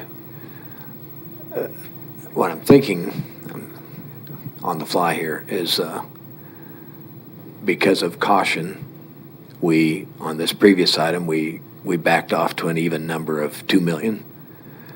And I'm hearing similar caution, but we know there's going to be a number. So, I mean, does it help because that 268, 614, that's kind of an exact number. That doesn't go divided into paychecks right away. So, I mean, is it an act of good faith if we just say, hey, let's move 200,000 right now and we'll figure out whatever it is in the future? I mean, is that, we're just trying to accomplish the trust in the firefighters that we are going to do something with pay, and which we are. And it's your plan, Commissioner Howell, that says 268, 614. It might be that. I would hate it for, I would feel bad for you if we came back a month later and said, you know what, it's really 368 because we forgot to do this and that because it hadn't been fully vetted. So and then I'd say, I told you so. I'm not trying to be facetious about that. I'm just trying to accomplish what we want to do here and feel comfortable with it. And I mean, if 268, 614 is the number, and life goes on, and we never hear again about any adjustments, then congratulations, you've done a great work, and you have done that. But if it's not exact science yet by administration and finance, and then I'm just very cautious about that. But I do a number in good faith that guarantees. You want to say something, Lindsay? I would just say, so we will actually have an adopted budget document that comes out in late November, early December, where we would reflect a transfer, but that is the first time there will be any updates to the recommended budget or anything like that. So if the commission did choose to wait until a meeting in September, which is not that far away, just a few weeks, we could come up with a very specific number and do a transfer at that time to correlate to that figure and still have it represented in that adopted budget book, if that would make commissioners more comfortable. We could do an allocation today, but you will have to approve that step plan at some point anyway, and so it could come back at that time. Okay. Thank you, Mr. Chairman. Thank you. Commissioner Howell. Well, thank you, Chairman. You know, looking back, I think there was lots of reasons why we lost EMS paramedics, but one of the issues that was cited repeatedly was low pay. We've done a lot of things to help the pay issues in our EMS organization, and we have a pipeline of training now. We've got critical pay. We have I forget all the things we're doing now, but we have a lot of things in place. And I feel like the EMS is in a better place today than they were a couple years ago, for sure. And there may be some more work to do there still. The sheriff's organization was in crisis. Does anybody want to doubt that? I'm not sure he said this in public open meeting or not, but he was talking about calling the National Guard. That was shocking to me. That woke me up. I didn't want to support a $6 million change to that budget, but we had to because they were in absolute crisis. I don't want to get into a crisis here. I already mentioned this earlier, but we had someone call me just the other day, said they called 911, got put on hold. So public safety is our number one priority in Sedgwick County, and I continue to say that. Our firefighters is a huge part of our public safety footprint. They already said they're down 7. They got 2 more people. They've already, basically given their notice that they're leaving, or they intend to leave. I don't know why they're leaving, but they said that they are. We know we have a huge pay imbalance between us and across the street, and that is real. We can deny it all we want to, but when that happens, we're going to just be a revolving door of people coming in, getting some training, and out the door they go. And I think recruiting and recruiting and onboarding and training people to come into our positions is extremely expensive. It's a terrible strategy versus just retaining people that we have already. We know we have a problem. I don't know why we would put this off, knowing that if anything, this number may be a little bit low, but it's not far off. If there's some adjustment that needs to be made, it's very minor. They've put a lot of work into this. They give us very comprehensive documents to show this plan actually makes a lot of sense. And again, this is the low plan, not the other 2 plans that are more spendy. This is a very modest plan, very low plan. It's a low pay plan, but it gets them where they need to be. Again, starting wage, $18 an hour. That's not a huge number. Mr. Chairman, I've never made this motion in my life, but I'm about ready to make a motion today that I call the question. My motion to call the question. Okay. There's been a motion to call the question. Second. Madam Clerk, call the roll. This is to call the question. This is not to pass the item, so this is to call the question. Commissioner Tell me, Meitzner? why don't you explain to the public what call the question means? So Robert's rules, again, we don't use them here very much, but call the question means I want to end the debate. I'm calling an end of debate, and if this motion passes, we have no more debate on this topic. We're going to vote on the underlying motion, which is to pass what I've presented earlier. Thank you. So what he's saying is that we can't talk about it anymore. We're going to vote on what his decision is. We can't wait 2 weeks because it's an absolute emergency. We do it today. We can't do it in 2 weeks. So that's what his motion is that this is a total emergency today, that we can't have the staff look at it. We can't have the chief look at it. We just have to vote. So, Madam Clerk, call the roll. Are we voting on a... Just Voting to end debate. question. Are we voting on just a transfer of money, or are we voting on a pay Voting plan? on stopping all discussion and So you can't ask any more questions. Voting to end debate. Yeah, you're just voting on the call the question. the next step will be to That's it. vote on the motion that Commissioner Howell made, which then stops any ability for us to make any decisions based on our staff's expertise. Aye. Commissioner Cruz? Aye. Commissioner Howell? Aye. Commissioner Lopez? Chairman Meitzner? Chairman Dennis? No. Motion passes. There is a motion on the floor to transfer $268,614 from contingency over to pay. Correct? Is that what we're doing, Lorian? Yes. Oh, very good. Okay. Madam Clerk, call roll. Commissioner Meitzner? I have a question, please. Is this just the transfer, or is this the pay plan? Just the transfer. Just the transfer. Aye. Commissioner Cruz? Aye. Commissioner Howell? Let me read the motion again, please. The motion was, I move that we implement the low pay plan submitted by firefighters and transfer, okay, this is transfer, $268,614 from the fire district contingency to the fire district operating budget, and I vote aye. Commissioner Lopez? Stand by. What was Commissioner Meitzner's vote? I'd like to make a substitute motion that we postpone the pay plan decision for 2 weeks. Second. You can't. Call the question. I have a question. What are the rules in which this falls under? How this is laying out right now? Well, as Commissioner Howell mentioned earlier, we don't have any specific rules. We don't follow Robert's Rules of Order. But if we did vote to end debate and to vote on the particular question, I think it's important that we understand what that motion was, because I'm not sure Commissioner Meitzner knew all the aspects of the original motion, so you may want to vote on it again. But I think the proper procedure would be to go ahead and vote on Commissioner Howell's motion. Okay. So we'll go back and start what it means is that you'll be voting on the pay plan and the transfer of the money. There you go, thank you. Okay. Do you want to start again? Commissioner Meitzner. Aye. Commissioner Cruz. Aye. Commissioner Howell. Aye. Commissioner Lopez. Aye. Chairman Dennis. No. Okay. This time, I'd like to move that we adopt a resolution for the 2023 Fire District Number 1 operating budget. Second. We have a motion and a second. Any discussion? Seeing none, Madam Clerk, call the roll. Commissioner Meitzner. Commissioner Cruz.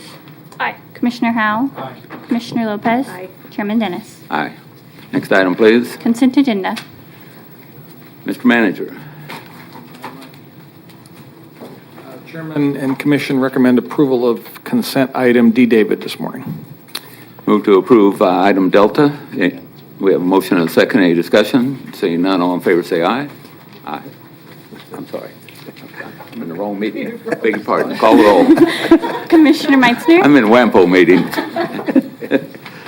Aye. Commissioner Cruz. Aye. Commissioner Howell. Aye. Commissioner Lopez. Chairman Dennis. Aye. And at this time, I'd like to adjourn the governing body of Fire District Number 1, call back to order the Board of County Commissioners meeting for August the 24th. Madam Clerk, next item, please. Legislative issues. I don't believe we have anything on the legislative agenda, although we talked about several things that need to be on it. So make sure that whoever's keeping track of that gets them on there. Next item, please. Committee reports. Any commissioners have anything for committee reports today? Seeing nothing, Madam Clerk, next item. Other. Any commissioners have anything to cover during other today? Yes. Commissioner Cruz.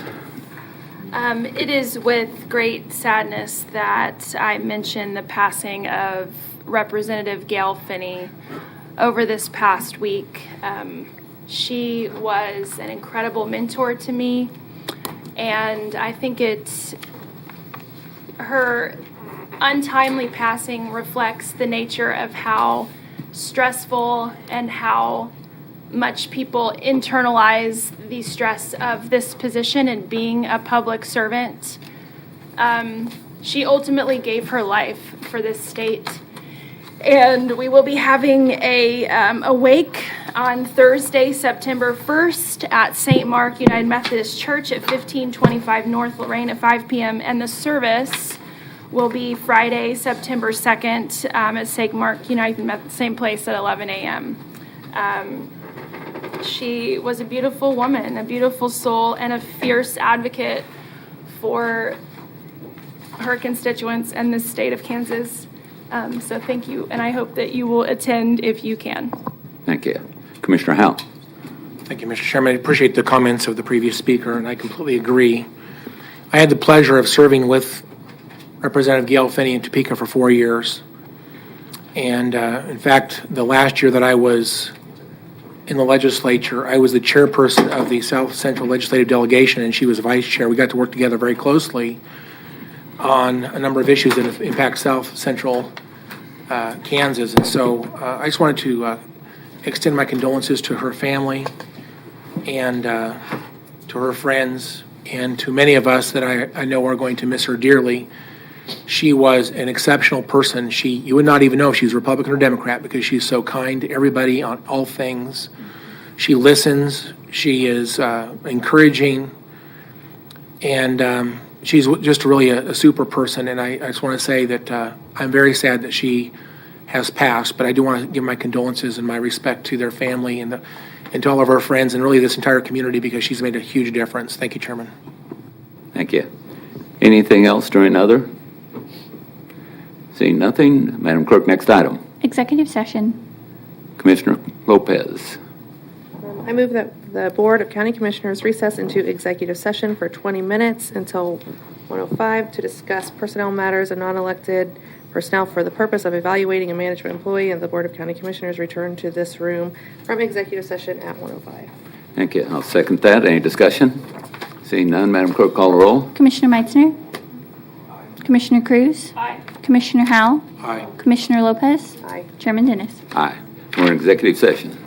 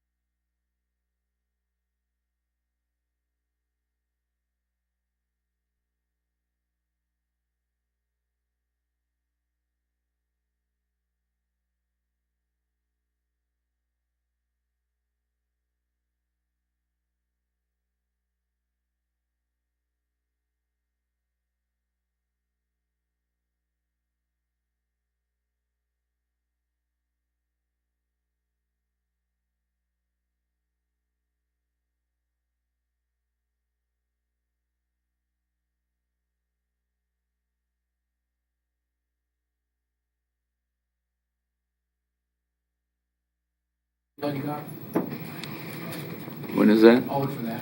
Thank you.